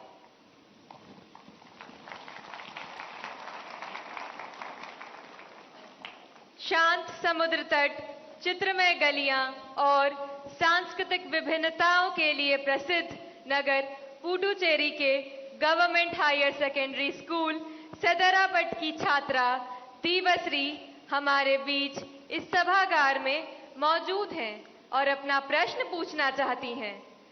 दीवश्री, कृपया अपना प्रश्न पूछिए। नमस्ते, वणक्कम ऑनरेबल प्राइम मिनिस्टर सर। वणक्कम वणक्कम। My name is Deepasri. I'm coming from Government Higher Secondary School, Sedrapat, Puducherry. My question is, how can we build our trust in parents that we are working hard? Thank you, sir. धन्यवाद दीवश्री। प्रधानमंत्री जी, हम माता पिता को कैसे विश्वास दिलाएं कि हम मेहनत कर रहे हैं, इस विषय पर दीवश्री आपसे मार्गदर्शन चाहती हैं।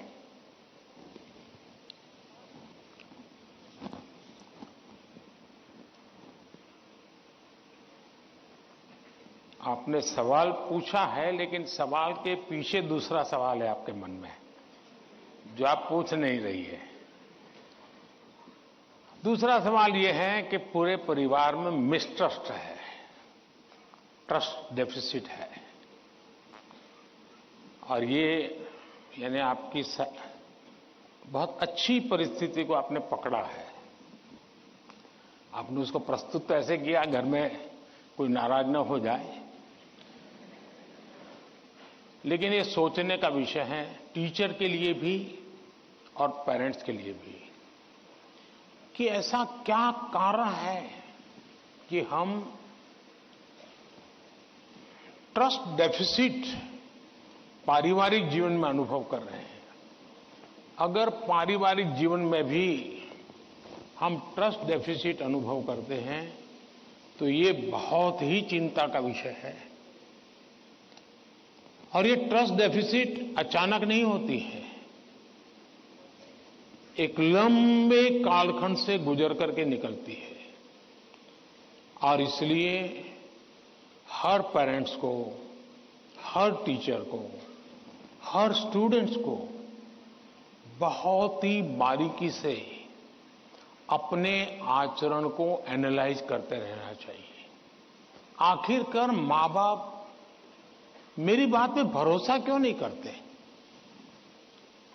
कहीं न कहीं तो ऐसी बातें हुई होगी जिसके कारण उनका ये मन बन गया होगा। कभी आपने कहा होगा कि मैं अपनी सहेली को मिलने जा रही हूं,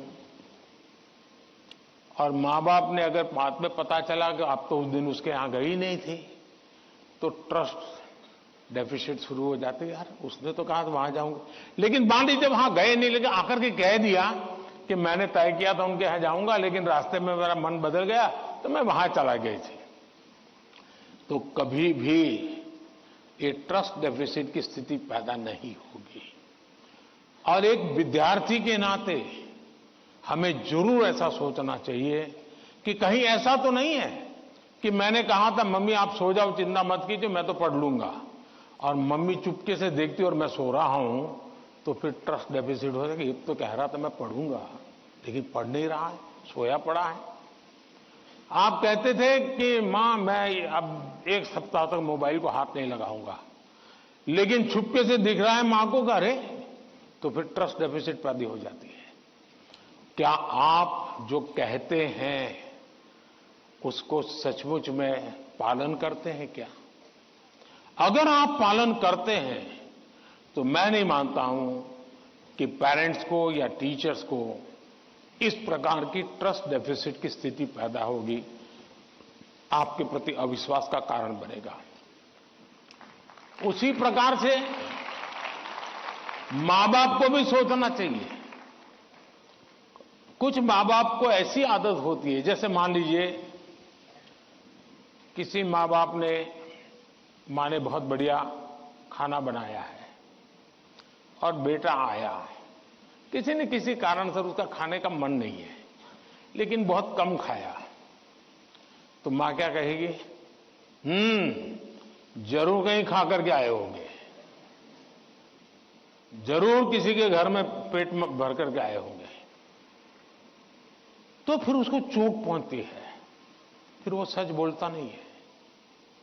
फिर मां को ठीक रखने के लिए, ठीक है चलो अच्छा लगे बुरा लगे, मैं जितना मुंह में डाल, पोस्ट ऑफिस में डालता हूं डाल दूंगा। ये ट्रस्ट डेफिसिट पैदा हो जाता है। हर घर के अंदर ये अनुभव आता होगा। आपको माताजी ने, पिताजी ने मानो आपको पैसे दिए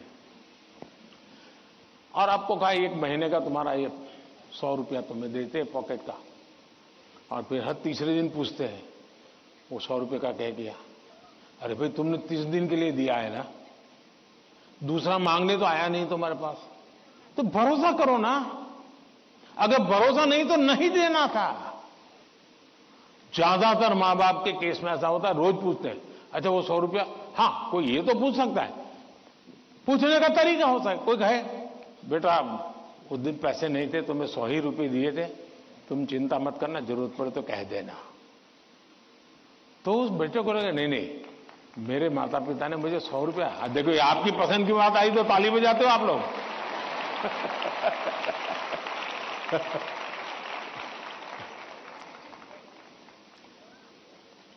अगर वही सवाल ये पूछते 100 का क्या किया, इसके बजाय कह दे, तो बेटा कहेगा ना मां बिल्कुल नहीं, मेरे पास पैसे हैं, सफिशिएंट है। यानी हमारा एक दूसरे के बीच बात करने का तरीका कैसा है, ये चीजें सामान्य जीवन में जो अनुभव आती हैं वो फिर धीरे धीरे एजुकेशन सिस्टम के साथ रोजमर्रा की हमारी अपेक्षाएं होती है, उसके टकराव में कन्वर्ट हो जाती है। फिर कहा मार्क्स क्यों नहीं आए, बस तुम पढ़ते ही होंगे, ध्यान देते नहीं होंगे, क्लास में बैठते नहीं होंगे, अपने दोस्तों के साथ गप्पे मारते होंगे, हो सकता है वो पैसे हैं सिनेमा देखने चले गए होंगे, मोबाइल फोन पर रील देखते होंगे। फिर वो कुछ न कुछ कहना शुरू हो जाता है, फिर दूरी बढ़ जाती है। पहले ट्रस्ट खत्म हो जाता है, फिर दूरी बढ़ जाती है, और ये दूरी कभी कभी बच्चों को डिप्रेशन की तरफ धकेल देती है। और इसलिए मां बाप के लिए बहुत आवश्यक है,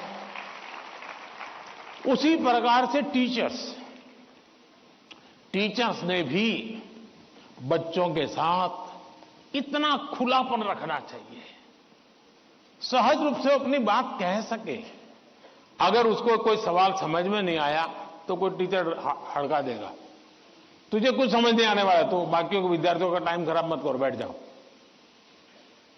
कभी कभी क्या करते हैं टीचर भी, जो 4-5 होनहार बच्चे होते हैं ना, उनको वो बहुत प्रिय लगते हैं, उनसे उनका मन लग जाता है। बाकी क्लास में 20 बच्चे हैं, 30 बच्चे हैं, वो जाने उनका नसीब जाने, ये 2-4 में अपना मन लगा देते हैं, सब चीजें वाहवाही उन्हीं की करते रहते हैं, वही रिजल्ट देकर गए। अब आप उसको कितना आगे ले जा पाते हो तो अलग बात है, लेकिन बाकी जो है वहां से नीचे गिरा देते हैं। और इसलिए कृपा करके आपके लिए सभी स्टूडेंट समान होने चाहिए, सबके साथ इक्वली। हाँ, जो तेज होगा वो अपने आप में से जो अमृत है वो ले लेगा, लेकिन जिसको सबसे ज्यादा जरूरत है उसके प्रति अगर आप सिंपैथेटिक, और उसमें भी मैं मानता हूं उसके गुणों की तारीफ कीजिए। कभी एक बच्चा बिल्कुल वीक है पढ़ने में, लेकिन उसके हैंड राइटिंग अच्छे है, तो उसके सीट पे जाकर के, अरे यार क्या बढ़िया लिखते हो तुम, कितने हैंड राइटिंग तुम्हारे अच्छे हैं, क्या स्मार्टनेस है तुम्हारी। कभी ऐसा एक डल विद्यार्थी है, अरे यार तेरा कपड़ा बहुत शर्ट बहुत अच्छा है, उसके अंदर कॉन्फिडेंस बिल्डअप होगा, वो आपके साथ खुलने लग जाएगा, वो आपसे बातें करने लगेगा कि ये आपके प्रति मेरे प्रति उनका ध्यान है। अगर ये सहज वातावरण बन जाएगा तो मैं नहीं मानता हूं कि, लेकिन ये विद्यार्थियों का भी उतना ही दायित्व है। हमें आत्मचिंतन करना चाहिए कि मेरी ऐसी कौन सी बातें थी जिसने मेरे घर के लोगों का मुझ पर से भरोसा उठ गया। ये किसी भी हालत में हमारे आचरण से हमारे परिवार के, हमारे टीचर का हम पे भरोसा उठना नहीं चाहिए। हमसे कुछ नहीं हुआ तो कहना चाहिए। दूसरा, मुझे लगता है कि परिवार में एक प्रयोग कर सकते हैं। मान लीजिए आपका बेटे या बेटी के 5 दोस्त हैं, तय कीजिए कि महीने में एक बार 2 घंटे वो 5 परिवार किसी एक परिवार में एकत्र होंगे, दूसरे महीने दूसरे परिवार में बिल्कुल गेट टुगेदर करेंगे, और उसमें बच्चे बूढ़े सम हो गए। ऐसा नहीं कि 2 लोगों को घर छोड़ के आए जाएंगे। 80 साल के माँ बाप भी अगर फिजिकली फिट है आ सकते हैं, उनको भी लेके आइए। और फिर तय कीजिए कि आज वो तो 3 नंबर का दोस्त है, उसकी माताजी एक कोई पॉजिटिव बुक पढ़ करके उसकी कथा सुनाएगी। अगले बार तय किए जो 4 नंबर का दोस्त है, उसके पिताजी एक कोई पॉजिटिव मूवी देखा होगा तो उसकी कथा सुनाएंगे। जब भी आप 1 घंटे का गेट टुगेदर करें, सिर्फ और सिर्फ उदाहरणों के साथ, किसी रेफरेंस के साथ पॉजिटिव चीजों की चर्चा करें, वहां के किसी के रेफरेंस से नहीं। आप देख लेना, धीरे धीरे वो पॉजिटिविटी पर्कुलेट होगी, और यही पॉजिटिविटी सिर्फ आपके बच्चों के प्रति नहीं, अंदर अंदर भी ऐसा ट्रस्ट का वातावरण बना देगी कि आप सब एक इकाई बन जाएंगे, एक दूसरे के मददगार बन जाएंगे। और मैं मानता हूं ऐसे कुछ प्रयोग करते रहना चाहिए। धन्यवाद।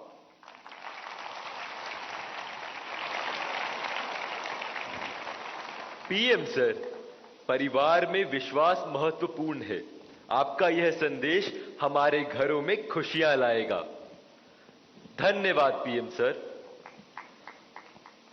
छत्रपति शिवाजी महाराज और समाज सुधारक महात्मा ज्योतिबा फूले की जन्मस्थली महाराष्ट्र की पुण्य नगरी पुणे से एक अभिभावक श्री चंद्रेश जैन जी इस कार्यक्रम से ऑनलाइन जुड़ रहे हैं और प्रधानमंत्री जी आपसे प्रश्न पूछना चाहते हैं। चंद्रेश जी, कृपया अपना प्रश्न पूछिए। माननीय प्रधानमंत्री जी, आपको मेरा सादर प्रणाम। मेरा नाम चंद्रेश जैन है, मैं एक अभिभावक हूँ। मेरा आपसे एक प्रश्न है, क्या आपको नहीं लगता है आजकल के बच्चों ने अपने दिमाग का इस्तेमाल करना बंद कर दिया है? वे तकनीक पे अधिक निर्भर रहने लगे हैं क्योंकि सब कुछ उंगलियों पे उपलब्ध है। कोई इस युवा पीढ़ी को कैसे जागरूक कर सकता है कि वे प्रौद्योगिकी के स्वामी बनने चाहिए, उसका गुलाम नहीं? कृपया मार्गदर्शन कीजिए। धन्यवाद। थैंक यू चंद्रेश जी। आदिवासी जनजाति के लोक नायक, स्वतंत्रता सेनानी बिरसा मुंडा की जन्मभूमि झारखंड के रामगढ़ जिले से एक अभिभावक श्रीमती पूजा श्रीवास्तव जी ऑनलाइन माध्यम से इस कार्यक्रम से जुड़ी हुई है और प्रधानमंत्री जी आपसे प्रश्न पूछकर अपनी शंका का समाधान चाहती है। Pooja, please ask your question. Namaskar, Honorable Prime Minister Sir. My name is Kumari Pooja Srivastav. I am a parent of Priyanshi Srivastav studying in Sri Guru Nanak Public School, Ramgarh, Jharkhand. Sir, I want to ask that how I can manage my daughter's studies with using social media platform like Instagram, Snapchat, Twitter. Please guide me on this. Thank you, sir. Thank you ma'am. Himachal Pradesh Shivalik पहाड़ियों की तलहटी में स्थित हमीरपुर जिले के TRDAV school Kangu के एक छात्र अभिनव राणा ऑनलाइन माध्यम से जुड़ रहे हैं और प्रधानमंत्री जी आपसे एक प्रश्न पूछना चाहते हैं। अभिनव, कृपया अपना प्रश्न पूछिए। Honorable Prime Minister Sir, Namaskar. My name is Abhinav Rana. I am a student of TRDAV Public Senior Secondary School, Kangu, District Hamirpur, Himachal Pradesh. Sir, my question is, how can we educate and encourage students to manage exam stress effectively while also harnessing the benefits of mobile technology as a tool for learning rather than letting it become a distraction during crucial study periods? Thank you, sir. Thank you Abhinav. प्रधानमंत्री जी, चंद्रेश जैन, पूजा और अभिनव जैसे अनेक लोग जीवन में social media और technology के बढ़ते दबाव की स्थिति से परेशान हैं। वे सभी तकनीक पर निर्भरता एवं इसके अधिक प्रयोग से होने वाली दुष्प्रभाव से कैसे बचें? कृपया इस विषय में उचित परामर्श प्रदान कीजिए। देखिए, हमारे यहाँ शास्त्रों में भी कहा गया है और सहज जीवन में भी कहा गया, किसी भी चीज का अति किसी का भला नहीं करता है। हर चीज उसका एक मानदंड होना चाहिए, उसके आधार पर होता है। अगर मान लीजिए मां ने बहुत बढ़िया खाना बनाया है, न्यूट्रिशन की दृष्टि से रिच है, टेस्ट आपकी पसंद का है, समय भी खाने का है, लेकिन बस खा रहे हैं, मां परोसती जा रही है। क्या ये संभव है? क्या संभव है? क्या कभी कभी तो आप मां को कहो, नहीं मां बस बहुत हो गया, अब नहीं खा सकता हूं। करते हो कि नहीं करते हो? आपकी प्रिय खाना था, हर प्रकार से न्यूट्रिशन वैल्यू वाला था, वो समय भी ऐसा था, खाने का वक्त था, फिर भी एक स्टेज आ जाता है जब वो खाना आपके लिए तकलीफ कर सकता है, वॉमिटिंग करवाएगा, हेल्थ खराब कर देगा। आपका कितना ही प्रिय खाना आपको रुकना पड़ेगा। रुकना पड़ता कि नहीं रुकना पड़ता? वैसे ही मोबाइल के ऊपर कितना ही प्रिय चीजें, कितनी ही चीजें आती हो, लेकिन कुछ तो समय तय करना पड़ेगा। अगर आप, मैंने देखा है आजकल बहुत से लोगों को जब भी देखो लगे पड़े हैं। आपने देखा होगा, मेरे हाथ में कभी, बहुत रेयर केस में कभी मोबाइल फोन मेरे हाथ में होता है, क्योंकि मुझे मालूम है कि मेरे समय का मुझे सर्वाधिक उपयोग क्या करना है। जबकि मैं ये भी मानता हूं कि इंफॉर्मेशन के लिए मेरे लिए एक बहुत आवश्यक साधन भी है, लेकिन उसका कैसे उपयोग करना, कितना करना, इसका मुझे विवेक होना चाहिए। और ये दोनों जो पेरेंट्स की चिंता है, वो इन दो की नहीं है, हर पेरेंट्स की चिंता है। शायद ही कोई अपवाद होगा जो मां बाप खुद भी दिन भर मोबाइल में अटके रहते होंगे ना, वो भी चाहते होंगे कि बेटा इससे बचे। और आपने देखा होगा, सबसे बड़ी बात, आपके जीवन को बहुत कुंठित कर देता है जी। अगर आप परिवार में देखोगे तो घर के 4 लोग 4 कोने में बैठे हैं और एक दूसरे को मैसेज फॉरवर्ड करते हैं, उठ करके मोबाइल नहीं दिखाते कि देख मैंने ये आया है तुम देखो। क्यों? सीक्रेसी। ये इसके कारण एक बहुत बड़ा अविश्वास पैदा करने में ये भी एक साधन बन गया आजकल। अगर मां ने मोबाइल फोन को हाथ लगा दिया, बस आ गया घर में तूफान। तुम कौन होती मेरे मोबाइल को हाथ लगाने वाली? यही हो जाता है। मैं समझता हूं कि परिवार में कुछ नियम होने, जैसे खाना खाते समय डाइनिंग टेबल पर कोई इलेक्ट्रॉनिक गैजेट नहीं होगा, मतलब नहीं होगा। सब लोग खाना खाते समय गप्पे मारेंगे, बातें करेंगे, खाना खाएंगे। ये हम डिसिप्लिन फॉलो कर सकते हैं। ये घर के अंदर मैंने पहले भी कहा है या दोबारा कहता हूं, नो गैजेट जोन, कि भाई ये कमरे में कोई गैजेट की एंट्री नहीं, हम बैठेंगे, बातें करेंगे, गप्पे मारेंगे। परिवार के अंदर वो ऊष्मा का वातावरण उसके लिए जरूरी है। तीसरा, हमारे खुद के लिए भी अब टेक्नोलॉजी से हम बच नहीं सकते हैं। टेक्नोलॉजी को बोझ नहीं मानना चाहिए, टेक्नोलॉजी से दूर भागना नहीं चाहिए, लेकिन उसका सही उपयोग सीखना उतना ही अनिवार्य है। अगर आप टेक्नोलॉजी से परिचित हैं, आपके माता पिता को पूरा नॉलेज नहीं है, सबसे पहला आपका काम है आज मोबाइल पर क्या क्या अवेलेबल है उनसे चर्चा कीजिए, उनको एजुकेट कीजिए और उनको विश्वास में लीजिए कि देखिए मैथ्स में मुझे ये चीजें यहां मिलती हैं, केमिस्ट्री में मुझे ये मिलती हैं, हिस्ट्री में ये मिलती हैं और मैं इसको देखता हूं, आप भी देखिए। तो वो भी थोड़ी रुचि लेंगे, वरना क्या होगा, हर बार उनको लगता होगा कि मोबाइल मतलब ये दोस्तों के साथ चिपका हुआ है, मोबाइल मतलब रील देख रहा है। अगर उसको पता चले कि भाई इसमें ये पार्ट है, इसका मतलब ये नहीं कि माँ बाप को मूर्ख बनाने के लिए बढ़िया चीज दिखा दे और फिर दूसरा करे, ऐसा नहीं हो सकता है।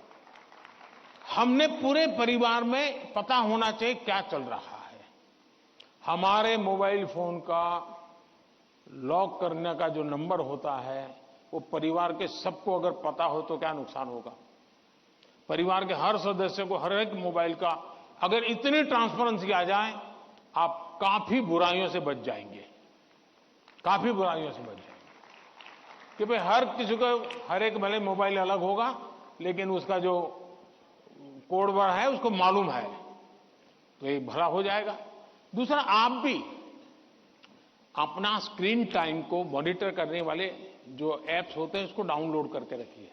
वो बताएगा भाई आपका स्क्रीन टाइम आज इतना हो गया, आपने यहां इतना टाइम गंवाया है, आपने इतना टाइम, वो आप स्क्रीन पर ही आपको मैसेज देता है, वो आपको अलर्ट देता है। जितने ज्यादा ऐसे अलर्ट के टूल्स हैं हमने अपने गैजेट्स के साथ जोड़ के रखना चाहिए ताकि हमें भी पता चले, हाँ यार ज्यादा हो गया, अब मुझे रुकना चाहिए। कम से कम वो हमें अलर्ट करता है। एट द सेम टाइम उसकी पॉजिटिव उपयोग कैसे कर सकते हैं। अगर मान लीजिए मैं कुछ लिख रहा हूं लेकिन मुझे एक अच्छा शब्द मिल नहीं रहा है, तो मैं डिक्शनरी की मुझे जरूरत है, मैं डिजिटल व्यवस्था का उपयोग करके उसका लाभ ले सकता हूं। मान लीजिए कि मैं कर रहा हूं और मुझे कोई अरिथमेटिक का सूत्र ध्यान नहीं आता है, चलिए मैंने डिजिटल चीज का सपोर्ट सिस्टम ले लिया, पूछ लिया उसको, क्या हुआ, फायदा होगा। लेकिन अगर मैं जानता ही नहीं हूं कि मेरे मोबाइल में क्या ताकत है तो मैं क्या उपयोग करूंगा। और इसलिए मुझे तो लगता है कि कभी कभी क्लासरूम में भी मोबाइल के पॉजिटिव पहलू क्या क्या है, पॉजिटिवली उपयोग आने वाली कौन सी चीजें हैं, कभी 10-15 मिनट क्लासरूम में चर्चा करनी चाहिए। कोई स्टूडेंट अपने अनुभव बताएगा कि मैंने उस वेबसाइट को देखा, हमारे स्टूडेंट्स के लिए अच्छी वेबसाइट है, मैंने उस वेबसाइट को देखा, फलाने सब्जेक्ट के लिए वहां अच्छी लर्निंग मिलती है, अच्छे लेसन्स मिलते हैं। मान लीजिए टूर जा रही है कहीं पर, टूर प्रोग्राम हमारे पास है और बच्चे जा रहे हैं कि चलो भाई हम जैसलमेर जा रहे हैं, सबको कहा जाए जरा ऑनलाइन जाओ भाई, जैसलमेर का पूरा प्रोजेक्ट रिपोर्ट बनाओ, तो उसका पॉजिटिव उपयोग करने की आदत डालनी चाहिए। उसको लगना चाहिए कि तुम्हारी मदद में बहुत सी सारी व्यवस्थाएं उपलब्ध हैं, तुम इसका उपयोग करो। जितना ज्यादा सकारात्मकता से आप उपयोग करोगे उतना आपको लाभ होगा। और मेरा आग्रह रहेगा कि हमने उससे दूर भी नहीं भागना है, लेकिन हमने हर चीज का विवेक से और पूरे परिवार में ट्रांसपेरेंसी से, जितनी ज्यादा ट्रांसपेरेंसी आएगी, ऐसे चुप चुप करके देखना पड़े तो मतलब कुछ गड़बड़ है। जितनी ट्रांसपेरेंसी आएगी उतना लाभ ज्यादा होगा। बहुत बहुत धन्यवाद।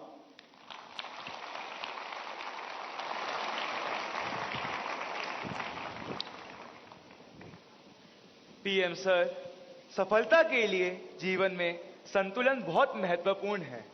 यह मंत्र हमें सही राह पर अग्रसर करेगा। धन्यवाद। महाकवि सुब्रमण्यम भारती की जन्मभूमि तमिलनाडु की राजधानी चेन्नई के मॉडर्न सीनियर सेकेंडरी स्कूल के छात्र एम वागेश ऑनलाइन माध्यम से जुड़े हैं और प्रधानमंत्री जी आपसे प्रश्न पूछना चाहते हैं। M Vagesh, please ask your question. Honorable Prime Minister Sir, Namaste. My name is M. Vagesh. I am student of Modern Senior Secondary School, Nanganallur, Chennai. My question is, how do you handle stress and pressure in that super strong position as a Prime Minister? What is your key factor of controlling stress?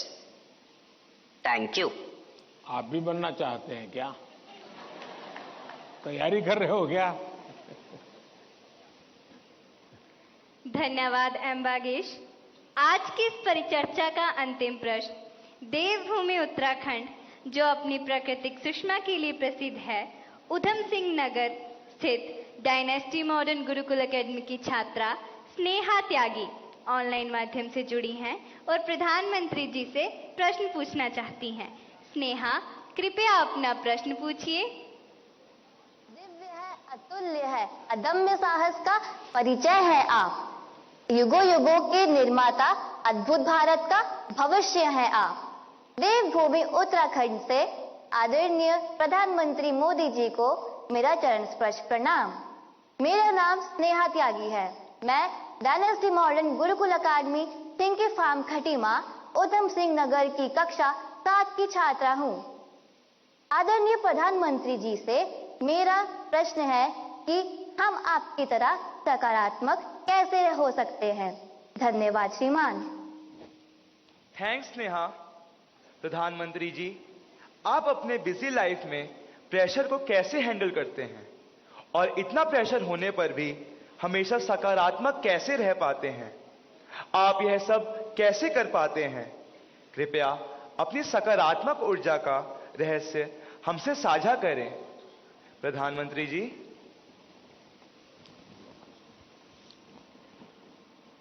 इसके कई जवाब हो सकते हैं। एक तो मुझे अच्छा लगा कि आपको पता है कि प्रधानमंत्री को कितना प्रेशर झेलना पड़ता है।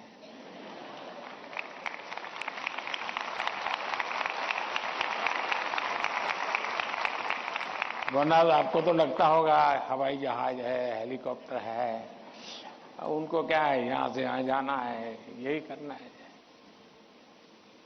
लेकिन आपको पता है कि भांति भांति के सुबह शाम दरअसल हरेक के जीवन में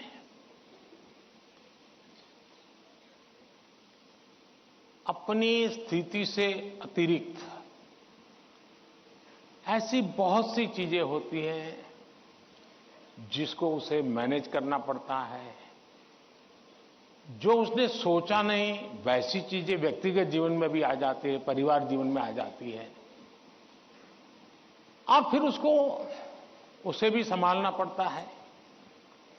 अब एक नेचर ऐसा होता है कि भाई बहुत बड़ी आंधी आई है, चलो कुछ पल बैठ जाएं, निकल जाने दो। कुछ संकट आया है, नीची मुंडी करो यार, समय जाएगा। शायद ऐसे लोग जीवन में कुछ अचीव नहीं कर सकते। मेरी प्रकृति है और जो मुझे काफी उपकारक लगी है, मैं हर चुनौती को चुनौती देता हूं।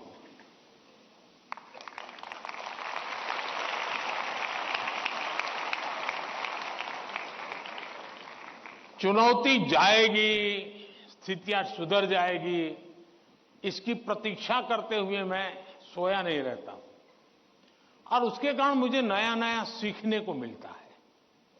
हर परिस्थिति को हैंडल करने का नया तरीका, नए प्रयोग, नई स्ट्रेटजी, ये इवॉल्व करने का सहज मेरी विधा, मेरा अपना विकास होता जाता है। दूसरा, मेरे भीतर एक बहुत बड़ा कॉन्फिडेंस है। मैं हमेशा मानता हूं कि कुछ भी है, 140 करोड़ देशवासी मेरे साथ हैं।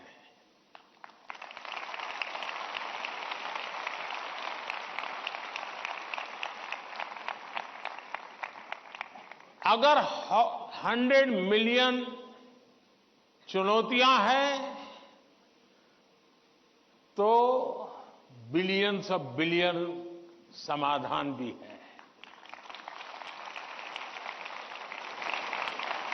मुझे कभी नहीं लगता है कि मैं अकेला हूं।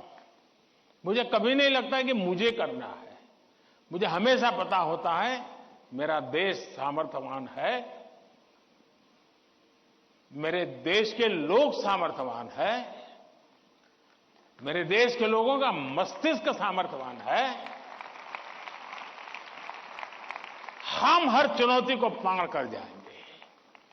ये मूलभूत मेरे भीतर मेरा सोचने का पिंड है, और इसके कारण मुझे कभी नहीं लगता यार मुझ पर आया क्या करूंगा। मुझे लगता है नहीं, 140 करोड़ लोग हैं, संभल जाएंगे, ठीक है, आगे मुझे रहना पड़ेगा, और गलत हुआ तो गाली मुझे खानी पड़ेगी। लेकिन मेरे देश का सामर्थ्य, और इसलिए मैं अपनी शक्ति देश के सामर्थ्य को बढ़ाने में लगा रहा हूं। और जितना ज्यादा मैं मेरे देशवासियों का सामर्थ्य बढ़ाता जाऊंगा, चुनौतियों को चुनौती देने की ताकत हमारी और बढ़ती जाएगी।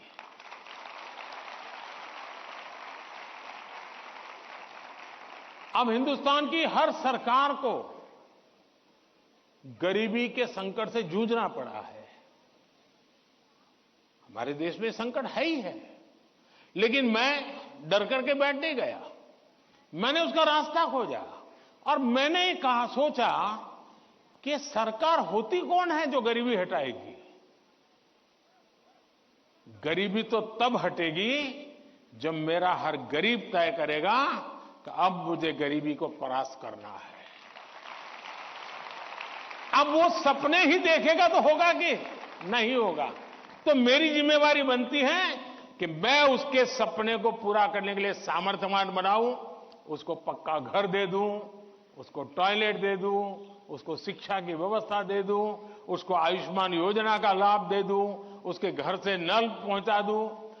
अगर मैं ये चीजों से जो उसको रोजमर्रा की जिंदगी से उसको जूझना पड़ता है, अगर मैं उससे उसको मुक्ति दिला देता हूं, उसको एम्पावर करता जाता हूं, तो वो भी मानेगा अब गरीबी गई, अब मैं उसको मारूंगा।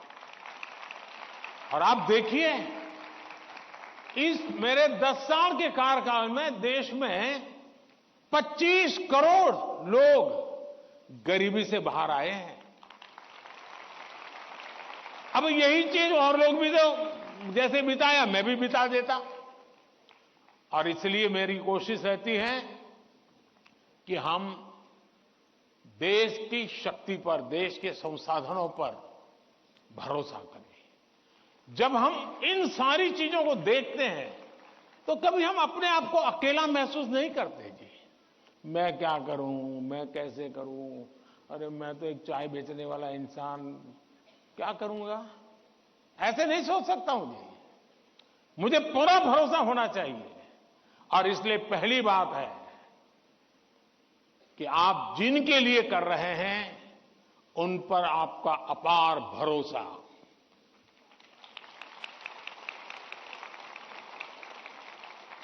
दूसरा, आपके पास निरक्षीर का विवेक चाहिए। कौन सा सही है, कौन सा गलत है, कौन सा आज जरूरी है, कौन सा अभी नहीं, बाद में देखेंगे। आप प्रायोरिटी तय करने का सामर्थ्य चाहिए। वो अनुभव से आता है, हर चीज को एनालाइज करने से आता है। मैं दूसरा प्रयास ये करता हूं।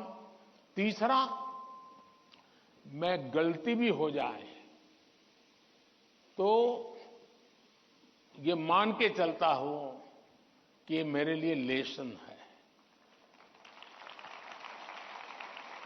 मैं इसको निराशा का कारण नहीं मानता हूं। अब आप देखिए कोविड का संकट कितना भयंकर था। मामूली चुनौती थी क्या? पूरी दुनिया फंसी पड़ी थी। अब मेरे लिए भी था कि क्या करो भाई, मैं कह दूं अब क्या करे, तो भाई वैश्विक बीमारी है, दुनिया भर में ऐसा ही है, सब अपना अपना संभाल लो। मैंने ऐसा नहीं किया। रोज टीवी पे आया, रोज देशवासियों से बात की, कभी ताली बजाने के लिए कहा, कभी थाली बजाने के लिए कहा, कभी दिया जलाने के लिए कहा। वो एक्ट कोरोना को खत्म नहीं करता है, लेकिन वो एक्ट कोरोना के खिलाफ लड़ाई लड़ने की एक सामूहिक शक्ति को जन्म देता है। सामूहिक शक्ति को उभारना। अब देखिए, पहले भी खेल के मैदान में हमारे लोग जाते थे, कभी कोई जीत के आता था, कोई जीत के नहीं आता था। जाने वाले को पूछता नहीं था, आने वाले को पूछता नहीं था। मैंने कहा भले 3 मेडल के जीतते आएंगे, लेकिन मैं उसके ढोल पीटूंगा। तो धीरे धीरे करके 107 मेडल लेने का सामर्थ्य उन्हीं बच्चों में से निकला। सामर्थ्य तो था। सही दिशा, सही रणनीति, सही नेतृत्व परिणाम लाता है। जिसके पास सामर्थ्य है उसका सही उपयोग करना चाहिए। और मेरा तो गवर्नेंस का एक सिद्धांत रहा है कि अच्छी सरकार चलाने के लिए, इन समस्याओं के समाधान के लिए भी आपको नीचे से ऊपर की तरफ सही जानकारी आनी चाहिए, परफेक्ट इंफॉर्मेशन आनी चाहिए, और ऊपर से नीचे की तरफ परफेक्ट गाइडेंस जाना चाहिए। अगर ये 2 वे चैनल परफेक्ट रही, उसका कम्युनिकेशन, उसकी व्यवस्थाएं, उसके प्रोटोकॉल उसको ठीक से किया, तो आप चीजों को संभाल सकते हैं। कोरोना एक बहुत बड़ा उदाहरण है।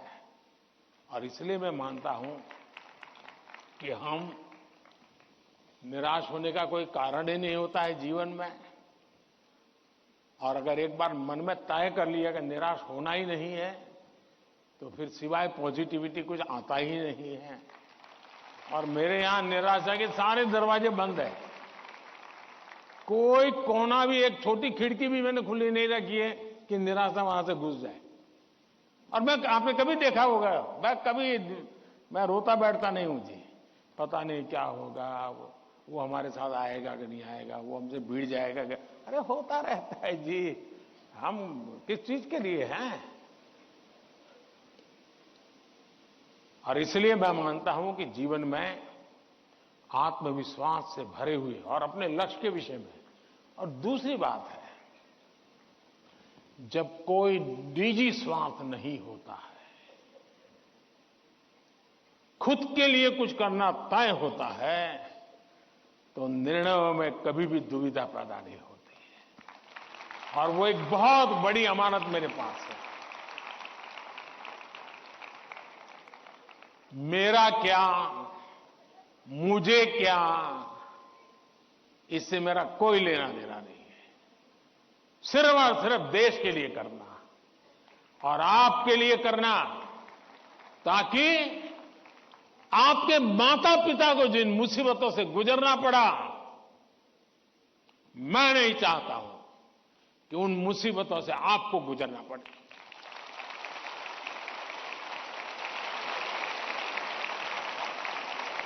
हमें ऐसा देश बना करके देना है दोस्तों, ताकि आपके भावी पीढ़ी को भी, आपके संतानों को भी लगे कि हम ऐसे देश के अंदर और पूरी तरह खिल सकते हैं, अपना सामर्थ्य दिखा सकते हैं।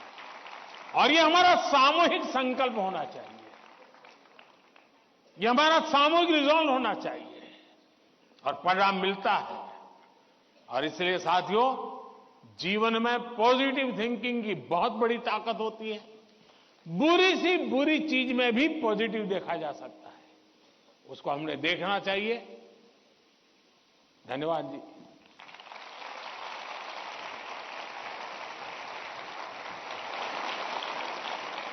पीएम सर, आपने अत्यंत सरलता और सरसता से हमारे सभी प्रश्नों का समाधान कर दिया। हम, हमारे अभिभावक और शिक्षक सदा आपके कृतज्ञ रहेंगे। हम सदा एग्जाम वॉरियर रहेंगे, वरियर नहीं। धन्यवाद माननीय प्रधानमंत्री जी।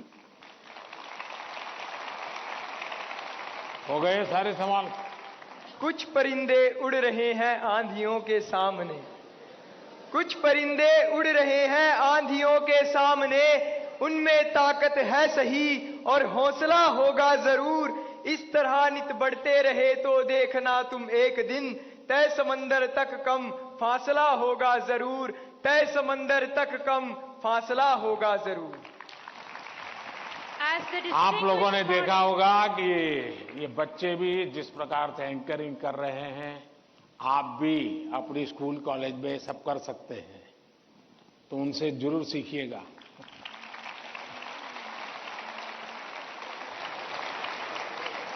As the distinguished morning of Pariksha Pe Charcha 2024 concludes, we extend our sincere gratitude to Honorable Prime Minister Shri Narendra Modi ji for his wise counsel and inspirational touch. Today, Prime Minister Sir has exemplified the attributes of teaching as identified in the book Nannol. His suggestions have resonated and ignited the spirits of myriad of students, teachers and parents across our nation. Thank you once again, PM Sir. चलिए साथियों, आप सबका भी बहुत बहुत धन्यवाद और मैं आशा करता हूं कि आप इसी उमंग उत्साह के साथ आपके परिवार को भी विश्वास देंगे, खुद भी आत्मविश्वास से भरे हुए और अच्छे परिणाम और जीवन में जो चाहा है उसके लिए जीने की आदत बनेगी और आप जो चाहते हैं वो परिणाम आपको प्राप्त होगा। मेरी आप सबको बहुत बहुत शुभकामनाएं हैं। धन्यवाद। आइए।